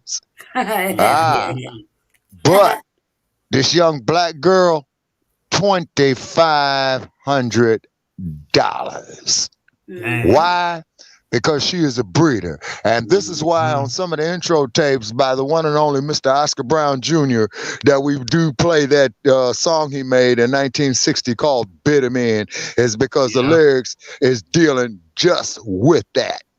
Yep. See, and then for all you assholes out there who hates us about critical race theory. Y'all can't handle the truth. Now, if you motherfuckers is out there serious about doing some racial healing, you got to have these fucking conversations, as ugly and as barbaric as it was. Because on my tour of the South, I listened to the wind, as Sister Bianca says, and I heard the stories of long ago, and it was nothing nice. Damn. Nothing nice. I still heard the screams. I still heard those little babies being violated. I still heard, our black men up there being sodomized by this sadistic ass slave master in front of his children, in front of his wife, in front of his son. They always had the son front and center when they put the brother on the whooping post or when they sodomized him publicly. Damn. Now, for all you assholes out there, oh, well, Shabaka, you're a black racist. No, man. No. I'm merely stating facts, as the good professor did. Now, I may not be articulate as Professor Black Truth is, but everything that he said tonight on this clip, that Jay and Krumah did, I endorse 100%. Because these black ass bed wenches is their first main target that they're going to go after are black men. And believe that shit. Okay. Right, Shabaka. So we're gonna move to our next topic. Yeah, yes, sir.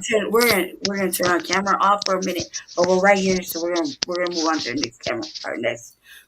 Our next topic. Go ahead. Mm-hmm. So the next topic is these YouTube streets. Oh my God! Why do you keep saying that? It's not a real place. It's like the sorry. What's up with YouTube? YouTube streets, God. I mean YouTube streets, Brother Shabaka. I forgive me. YouTube streets. That's the term. Now, what's that? YouTube running down the street naked across the Golden Gate Bridge or what? Yeah. Are you talking about it like to us? I'm clowning a little bit. I'm sure that's how they feel about it, but I'm clowning because, I'm like 42. I can clown about it.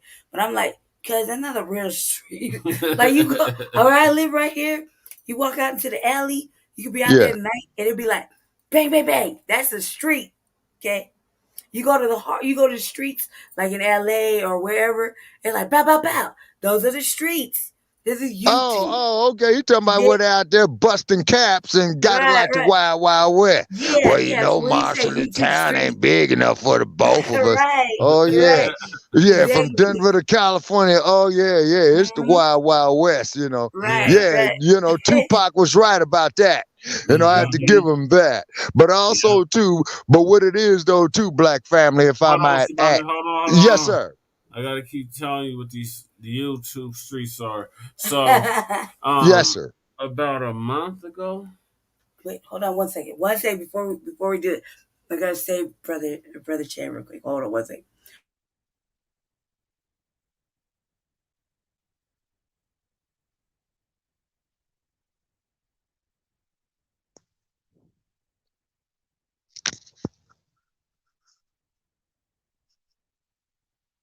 Gotcha. Okay, period.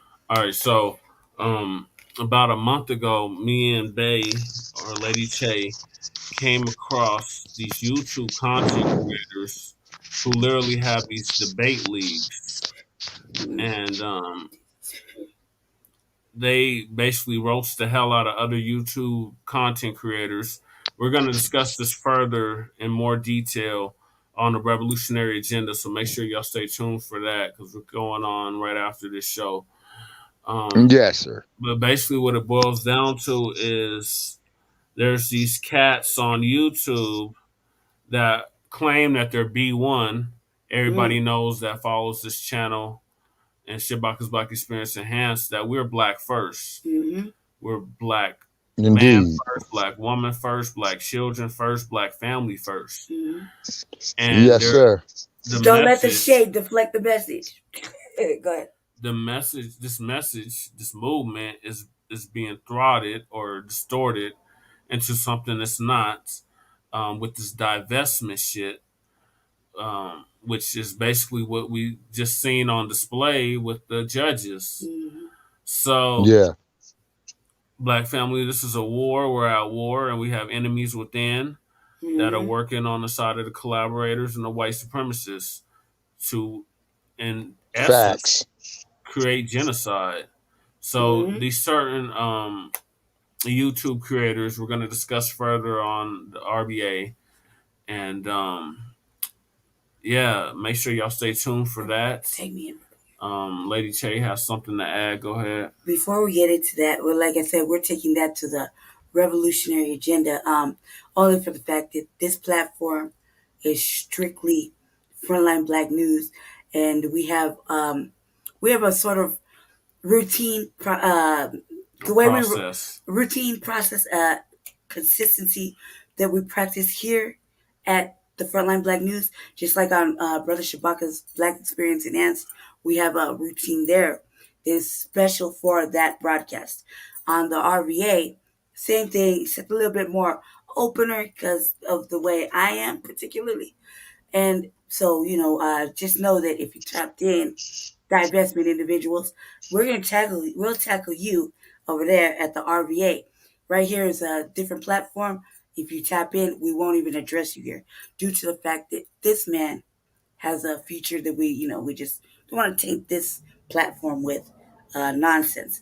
However, we do want to address this quote unquote YouTube streets. It's a reference, I feel like, in regards to the YouTube content providers, specific one group towards another.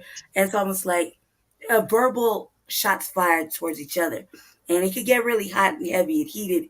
And some things are a little controversial, when in these two different groups.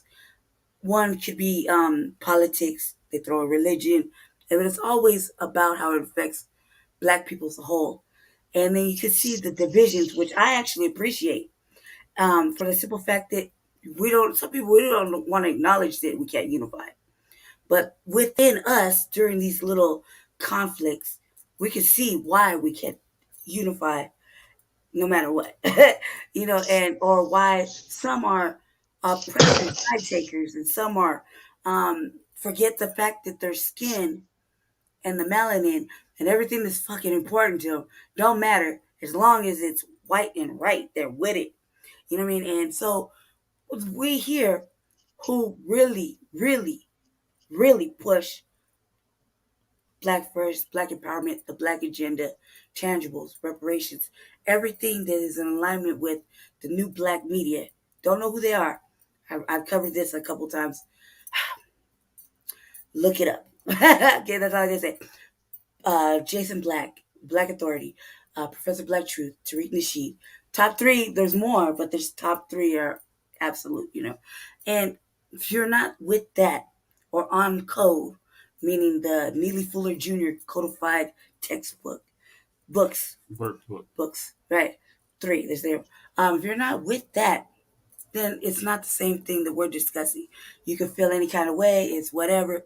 But this here, especially with the Frontline Black News, frontlinecampaign.org, and the Revolutionary Agenda, which is a subsidiary off of that, and any other broadcast, including Shabaka's Black Experience, we understand that this is where we're at. There's no other meaning. Black first, period. Reparations, period. Tangibles, period. Facts. Hits the I'm a Black man in America, period. Okay? Facts. America. Okay? Everything else, you throw in religion, fluff and stuff to us. We're about tangibles. We don't throw religion into politics. There's things like that because the people that we listen to on a weekly podcast diet are not talking about religion and politics. It's talking about changing ourselves in politics and why holding your vote is so important. Why your Black vote is so important. Why letting the Democrats implode, which they're doing on their own, yay, for me, let it happen or don't. But only vote for something that's going to benefit you as a Black person in America, foundational Black American. Because that's who right now it's our time. Fuck everybody else. You've been holding your own nuts. Hold them. No more caping. No more helping. This is not an inclusionary thing. And you're not going to hear us say Black and brown. That shit don't exist to us.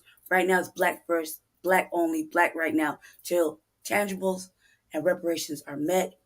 Till the message is heard far and wide. That's what it is over here. The true message. And if you don't like the foundational Black American flag from Tariq Nasheed, because they mentioned that, right?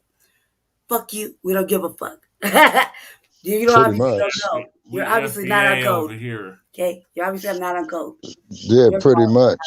And then keep in mind, too, if I may emphasize and add to what you said there, Lady Che, is that because we as a people, Black family, and with me being an old bastard, I could say this is because I'm going by what I've seen in the last 50 years. We are in a state of emergency. Okay, and we cannot fuck with nobody else for at least the next 50 years. Is just how fucked up our situation is, and the state of the emergency, in my opinion, will last for at least another 50 years, particularly with this Omicron, COVID-19, 29, envy, or whatever what the fuck you want to call this goddamn shit. Okay, because there is something definitely out here killing motherfuckers. I believe that the shit was created in a goddamn laboratory and it was no accidental leak. So once again, they pissing on our heads telling us it's rain. And that is the main element of the state of emergency that we're in. And as the narrative is, you other groups, you got to go hold your own balls. You know what I'm saying? You know, we can't cape for you no more. Right. I mean, even Dr. King said, you know, before he was murdered, the burning house of integration. Say, we cannot allow that to happen, Black family. We owe it to those little babies who are after us, so they don't come up confused and fucked up, talking about, well, you know, I sit to pee, but I'm a man, or I stand up to piss and I'm a woman. Get the fuck out of here with that bullshit. Right. Yeah. Right. Come so, on. We need time to heal from this, Black family. Oh, yes, sir. At Yes, least sir. 50 years. Queen Bianca touched on that earlier. Yes, and Queen Bianca is heavy is because I appreciate what the sister's doing that I experienced on a spiritual level as I traveled through the Deep South, the hurricanes, the power of the Black woman, because she was the most brutalized and abused. You know what I'm saying? And I will continue to crumb bum on you, Mr. Hollywood, of how many of our sisters that you get out there doing that sex shit on them videos, making their auditions for Hollywood. Get the fuck out of here. And I hope every last one of you perverted ass motherfuckers out there in Hollywood do go straight to fucking goddamn jail, because that's where the hell you belong. Right. Facts. That is some sick shit. I'm sorry, but go right ahead. Please continue. Carry on. Oh, shit. All right, so the last two topics of the night is going to be unhoused neighbor news. Yes, sir. Unhoused neighbor sweeps. Yes, sir. Like you want to, you want me to go? I'll go. Okay. Yeah, so it's 2022, and as far as we know, the sweeps continue. The thing is, we're not being notified of when they're happening, but we know they're still going on. And these are sweeps. These are not cleanups. The city likes to call them cleanups. They're really sweeps. They're sweeping whole communities. They should start calling them destructions, because that's what they're doing, destroying whole communities with these sweeps, these scheduled cleanups that they have to give proper notice that they're going to do a week in advance due to the class action lawsuit, Ray versus Lyle. And Michael Hancoon is, I guess, MIA. He hasn't been meeting with the council lately. So something's up. And this is his last term, so he'll be termed out in 2023. And I will be running for that spot. I will be taking that spot. So we have to keep this show to a minimum. That's why we'll bring all the unnecessariness to the RBA. And we're going to continue to advocate for our unhoused neighbors.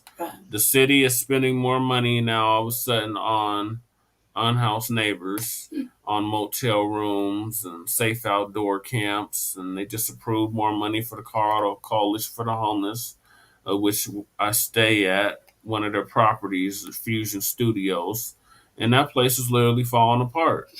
So we want to meet with Pravinsky, John Pravinsky, who's the president of CCH, Colorado Coalition for the Homeless, and have a heart-to-heart discussion with him about what's going on at the Fusion Studios. The plumbing is still bad. There's all kinds of crime going on, all kinds of drug use going on. It's pretty bad, Black family. So it beats being on the streets, but still, it's a bad environment to be in. I got a question, Brother Che. Go ahead. Okay, with you, when you become the mayor of Denver, will you have the power to relieve some of these clowns who are neglecting and disrespecting, you know, the homeless population in Denver, Oh, Colorado? well, I'll be able to clean house, Shabaka. Okay, So I'll okay, be able to okay. replace all these departments with who I want. Good, See, real good. we're a mayor heavily ran city. The mayor has all the power. Okay. So I'll be in charge of all of that. Every department that the city has, I will be in charge of appointing whoever I would like to those positions. Now, Okay. there's All been righty. changes over the years that allows council to weigh in Mm-hmm. and even have some kind of say on who I can appoint to certain positions. But for the Okay. most part, I have full control over all city affairs. So Good. I plan to clean house in 2023. Right. And the slogan still stands: justice for the poor, people over profit, because we put people over profit over here. Right. And we have lived experience with being on the streets, so we know what the people need. We need more people like myself running for political office. Oh, yes, sir, indeed. Hey, could I get a job with you, man? Yes, when you become the mayor? All right, because plenty of jobs. Yeah, because what I would like to do is because in the city of Los Angeles, the mayor is pretty much like a figurehead in the city of LA, but all the power rests as far as enforcement of the laws, making decisions of the laws at the municipal level. He's got commissions for all the departments. You see what I'm saying? Yeah. Okay, and it's the commissions that have the juice, you see. But if you have this power unilaterally, yeah, man, you can make a big difference. And then also, too, I just want to crumb bomb on some newly elected black mayors. Eric Adams, resign. You are a disgrace to New York City. Want to give immigrants the right to vote in city elections. Slap yourself, dude. Horrible, yeah, exactly. Horrible. And you're not going to do shit for black people there, is because I saw a live feed where this young sister refused to get vaccinated, and she was appealing to this sorry ass sack of shit that she needs her job and she's trying to take care of her children. Okay, so what does he do? He ignores her, you know, got the good old boys around him, and they might as well just pat him on his head like he's a fucking puppy dog. You know what I'm saying? Same shit with Uncle Tom Bradley when he was alive as the mayor of Los Angeles. You know, he didn't have too much power. He was the first black lieutenant on the LAPD, kicking black people's asses all up and down Central Avenue. And Bradley was a big dude. He was every bit of 6'6". You know what I'm saying? I saw him once, you know.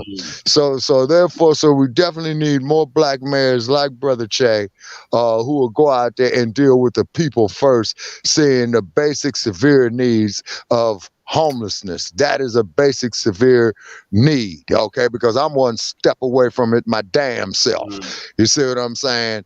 And at my age, I can't do it no more. It's because, as we all know, is that the first thing to go when you're homeless is your hygienics. Is because you're out there, you're trying to stay alive, okay?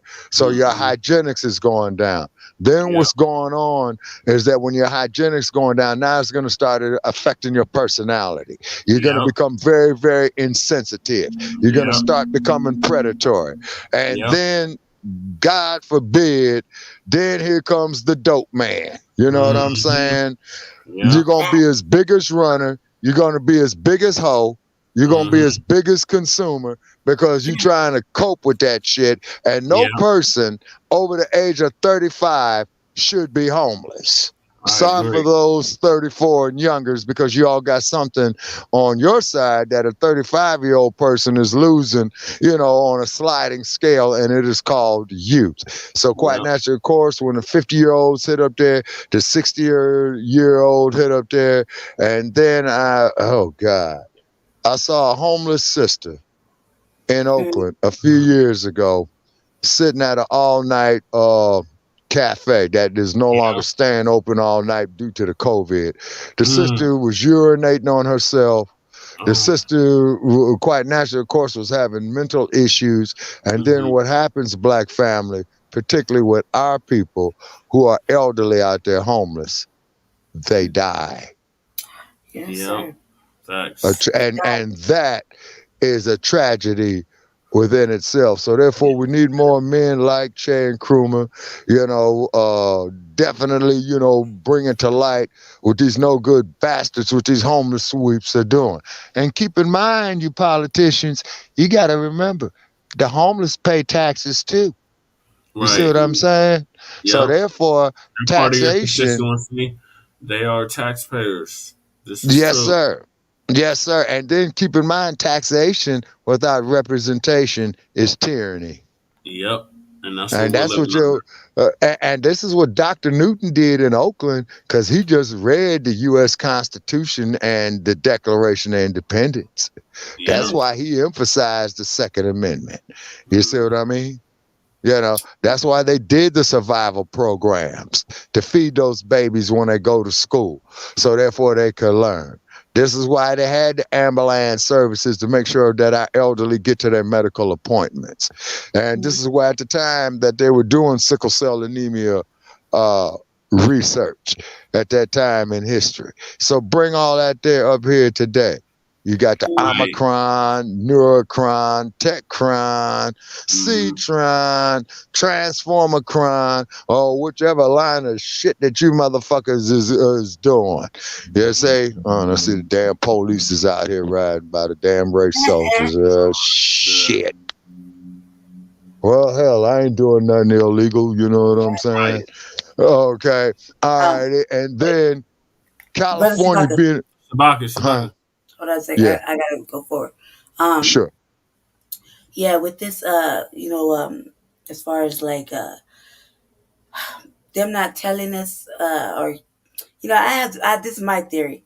We subscribe to everything, so especially when I say subscribe, meaning we're on people's notifications in regards to Denver Homeless Out Loud, the Democratic, what is that? The women's, Colorado Black Women. Colorado. Yeah. So I have this theory, because I've been thinking motherfuckers are real life haters, and they just don't appreciate sometimes the work we put in, and they don't like us, or they don't want to see black people standing up for black people, or taking up humanitarian causes. Okay. And okay, if I may add, is that Dr. Newton, in his memoirs that he wrote about 1967-68, I believe, he did state that when you start on this path, that you are doomed. You are doomed. Right. Doomed. Yeah. Exactly. And that's what that's why I appreciate the elders, of the BPP, of what they lived through, of the examples that they had set. And this is why we appreciate, the brethren and sisterhoods out of the NOI, who went out there. A lot of them lost their lives. And then, of course, those in the civil rights movement that were hit with fire hoses, had police dogs sicked on them. And then even Dr. King said that he made a mistake of leading our people into the burning house of integration.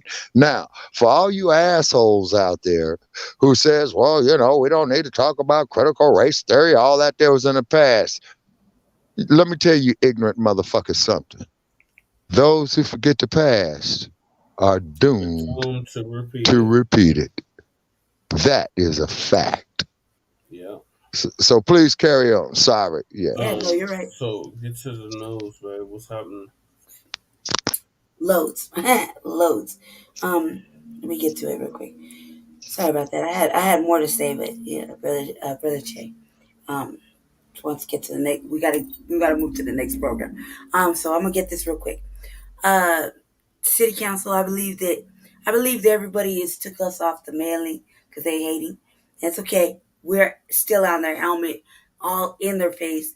And we talk about Colorado Coalition for the Homeless. A lot of these providers are repetitively asking for more money, and a lot of them use Denver Housing or Denver Human Resources as like part of their model to get more money from the state. And I've been pretty much really proactive about this. I'm saying, why are they milking the state for more money? And just last Monday, we saw 3 different things happen where Denver, or somehow the agencies were questioned in regards to, well, that's what Denver Human Services is for, right? But they did that what we call white splaining, talking around it, and the way they say it is so condescending that the other white people are hearing it, just let it pass. And I was like, no, this is wrong. No, don't make no sense. They ain't listening. We're trying though, real hard. Now we're trying. We really are doing. So now that we've learned, this for you black families that listen to us out there on the streets, you can now get, well, you can't, but you can now get vouchers for your hotel room at the Samaritan House, Gathering Place, St. Francis. Okay, it's for families and women only. However, do that at your own risk. They're supposed to ask you, however, they are not. So this is the heads up now. This is where you can go. It's where you can get it. It is. They are gonna ask you a lot of invasive questions, especially if you go through the Samaritan House. And it's for mostly they're gonna try to neglect the black man. They only want to give it to the to black women and children. That's just a little inside tip. However, gentlemen, if you are with a mate, be proactive and not let that happen. That's a design. Okay, so because we have family that are together as couples, and they will try to separate you. Mm-hmm. Based on not having the ID or not having the actual certificate of your union. Don't allow that. At this point in Colorado, you write anything on a motherfucking napkin, it's real. Okay, so they're saying, if you recognize yourself as a union, you're married. People can attest that that's your wife. You're married, and where everybody knows how common law works in the state of Colorado. Look it up. So I'm just saying, just the heads up.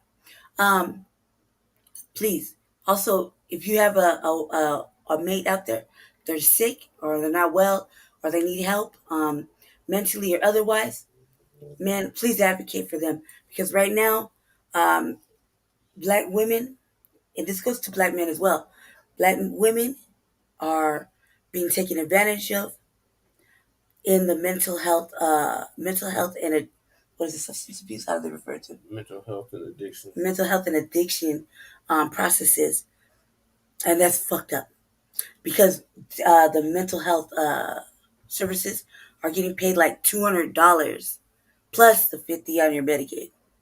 So they're taking advantage of it. There's plenty of money out there. Don't let them take advantage of you and your family, considering that they also too are part of the voucher system for your 1 day to 1 week being inside. Stay. Yeah, stay. And also too, don't let them sucker you. You can turn that 1 week voucher into temporary housing that lasts like 3 to 4 months into permanency. Do not let them tell you that. Also, the tiny home village collaborative, or I don't fucking know. We're talking about Dwayne. Yeah. We will talk about him in a second. They asked for more money too. It was a lot. It was a lot. However, the man, in charge, Cole, yeah, from CBC. I guess he's on his way out or whatever. Yeah, he had to be the spokesperson for this. He said, okay, out of 100% Black Belly, 14% turnover rate from homelessness, 14% to permanency. That's it. Out of 100%, that is their success rate. Only 14%. Yes, and only 14% have no hopes of it getting better. They didn't say that though. They sold that 14% like it was 100%. And I was like, what the fuck are they talking about? What do you mean? That's all you're doing in 1 year, but you're housing a whole bunch of people? The math, the numbers, the words don't make sense. I can't even believe in that. Okay, what that is, Sister Che, The term for that is pacification. Yeah, there you go. Yeah, see, so what it is they just pacifying the homeless population with that. So which means is if you got 100 people out there and only 14 are getting housed, something's wrong with that. Now I can see if they were doing 80%, I can see if they were doing 75%, I can see if they were even doing as low as 50%. Okay. But to sit up there where you only housing 14 people out of 100, and then you no good lousy ass politicians there in the city of Denver, you sitting up there patting yourselves on the back talking about you making progress. No, that ain't progress. That's pacification. Brother Shabaka, I'm gonna read one little article in regards to that. Black family, I have more to say. However, we are on a schedule, so I will carry that on later in one of my other addresses. But this one, it felt was really important, and because it kind of concerns me. I'm gonna read it real quick. I'm gonna read it real fast. It says the source, YouTube, fair use. The source is called from CBS Denver. Denver's safe outdoor spaces from program expansion moves forward in Denver by Jennifer McCrae 2 days ago. Denver CBS 4. The city of Denver is working on more solutions to help those experiencing homelessness. A Denver City Council committee decided to invest $4 million in what's called safe outdoor spaces. Forgive me. The money would be used to add 4 more camping sites by the end of the year in partnership with the Colorado Village Collaborative. In essence, we kind of want that, but we don't. In total, 370 people would have access to food, water, electricity, additional job, and mental health related resources. There are already 3 sites in Denver. Those who support the program believe it's working. 98% of the people we took in spent the previous night in a place unfit for human habitation, meaning they were unsheltered. So they were previously staying in public spaces before moving directly into a safe outdoor space, said Cole Chandler with Colorado Village Collaborative. A final vote on the plan is expected February 7th. And that's where we were on City Council. The gentleman sold it so sexy, like, they kind of ignored it. So, personally, there is a particular tiny home village where our gentleman, black gentleman, Dwayne Peterson, right, is being harassed, threatened. I think they put their hands on him too, right? Called, okay, we're not even gonna say, called the N-word, the N-word. Threatened with a firearm. He's told the police. He's asked for help. He's even went as far as setting up a lawsuit, and he has been on several city council meetings where he has actually went in there and tried to advocate for himself. During us having the COVID and whatnot, we've been trying to reach out. He has been very communicative. We were just trying to figure out a place when and where to help him, to meet him. The gentleman is not being heard. He is not getting the help he needs.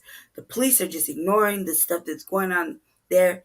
There is, from what the man has presented us, there are like people creating meth, watching child pornography, if not anything worse. But the fact that there is blatant racism and actual physical attacks and attempts on this gentleman, he is not in a safe place, and he deserves to be housed. There is no excuse for this shit. So we have went to City Council of bat for him at least a couple of times before.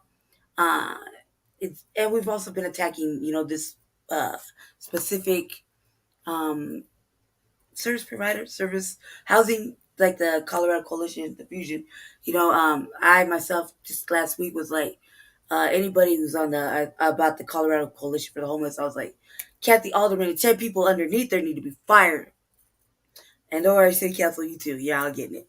Everybody's getting it. Y'all gonna get swept like trash in 2023. Because this is a program that was, quote unquote, from another council member, referred to as a failed program, yet they gave them millions of dollars, and they keep getting millions of dollars. And this program failed me, fails him, fails people who are in it now. It's unsafe, unsavory, and the fact that they can tell black people facts that they don't care about them directly to their face, and to try to force them to sign over their Social Security benefits to play for whatever, to make Colorado Coalition for the Homeless fucking benefactor of your life. Fuck no, that cannot happen. And that's extortion. That's extortion. Yeah, that's extortion. To have their staff, what I like to call tricking off with the residents in regards to gentleman, Marcus Wheeler. I don't like to drop names, but it happens. He places himself. He was working there. He's been fired. He did these kind of atrocities to women and men in this particular facility, and it went unchecked until something severe happened, and it had to be brought to light. Kathy Alderman, I'm still coming for you. You still owe me. Thank you. So, other than that, thank you, Black Family. Brother Shabaka, if you have energy, we'd love for you to come on to the RVA. You can speak. Yes, ma'am. I think I can give you about up to 30 minutes because it's midnight where I'm at, and I got to get on this grind early in the morning for this job, what's left of it. You know what I'm saying? But I could give you at least 30 minutes, and I might fall asleep now because I'm exhausted. It's okay. But it's all good. You know what I'm saying? And then please, Black Family, definitely hit that Cash App up there or PayPal with Brother Paris 45 at gmail.com to save the platform Shabaka's Black Experience Enhanced.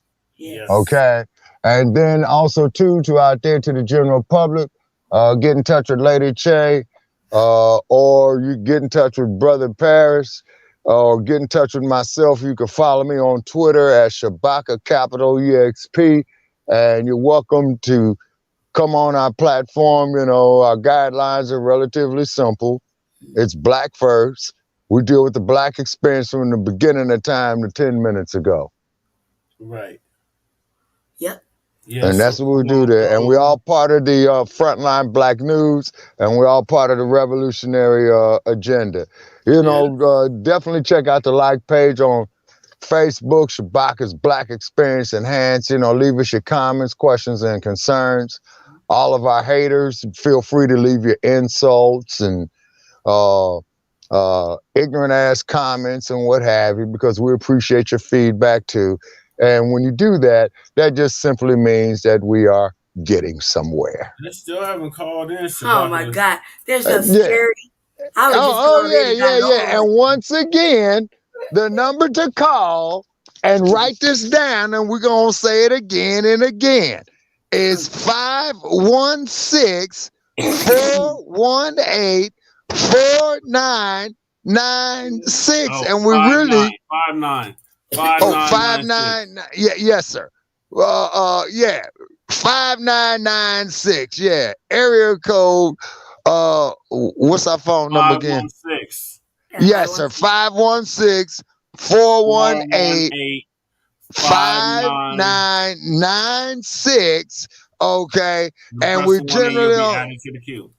And press 1, you be added into the queue. So we welcome your constructive comments. We welcome your insults and your bullshit. You know what I mean? And your hatred. We really do. Yeah, we really do. All that smoke to Shabaka's Black Experience Enhanced. Or the RVA. Or the RVA.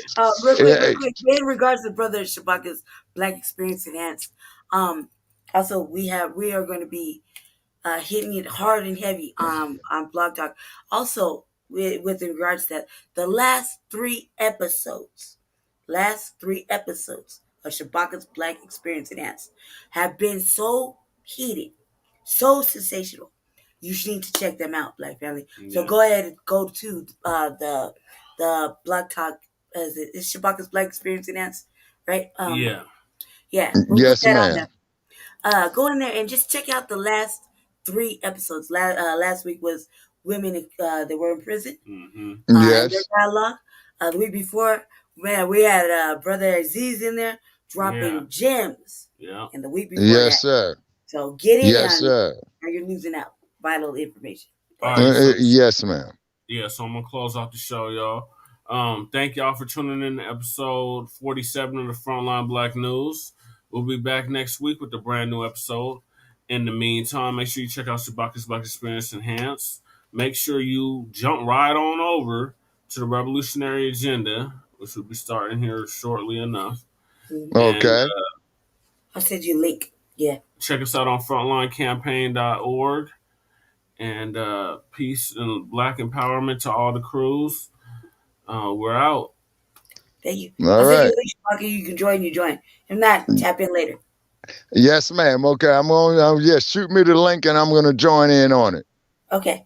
Thanks. All right. Thank you. Okay.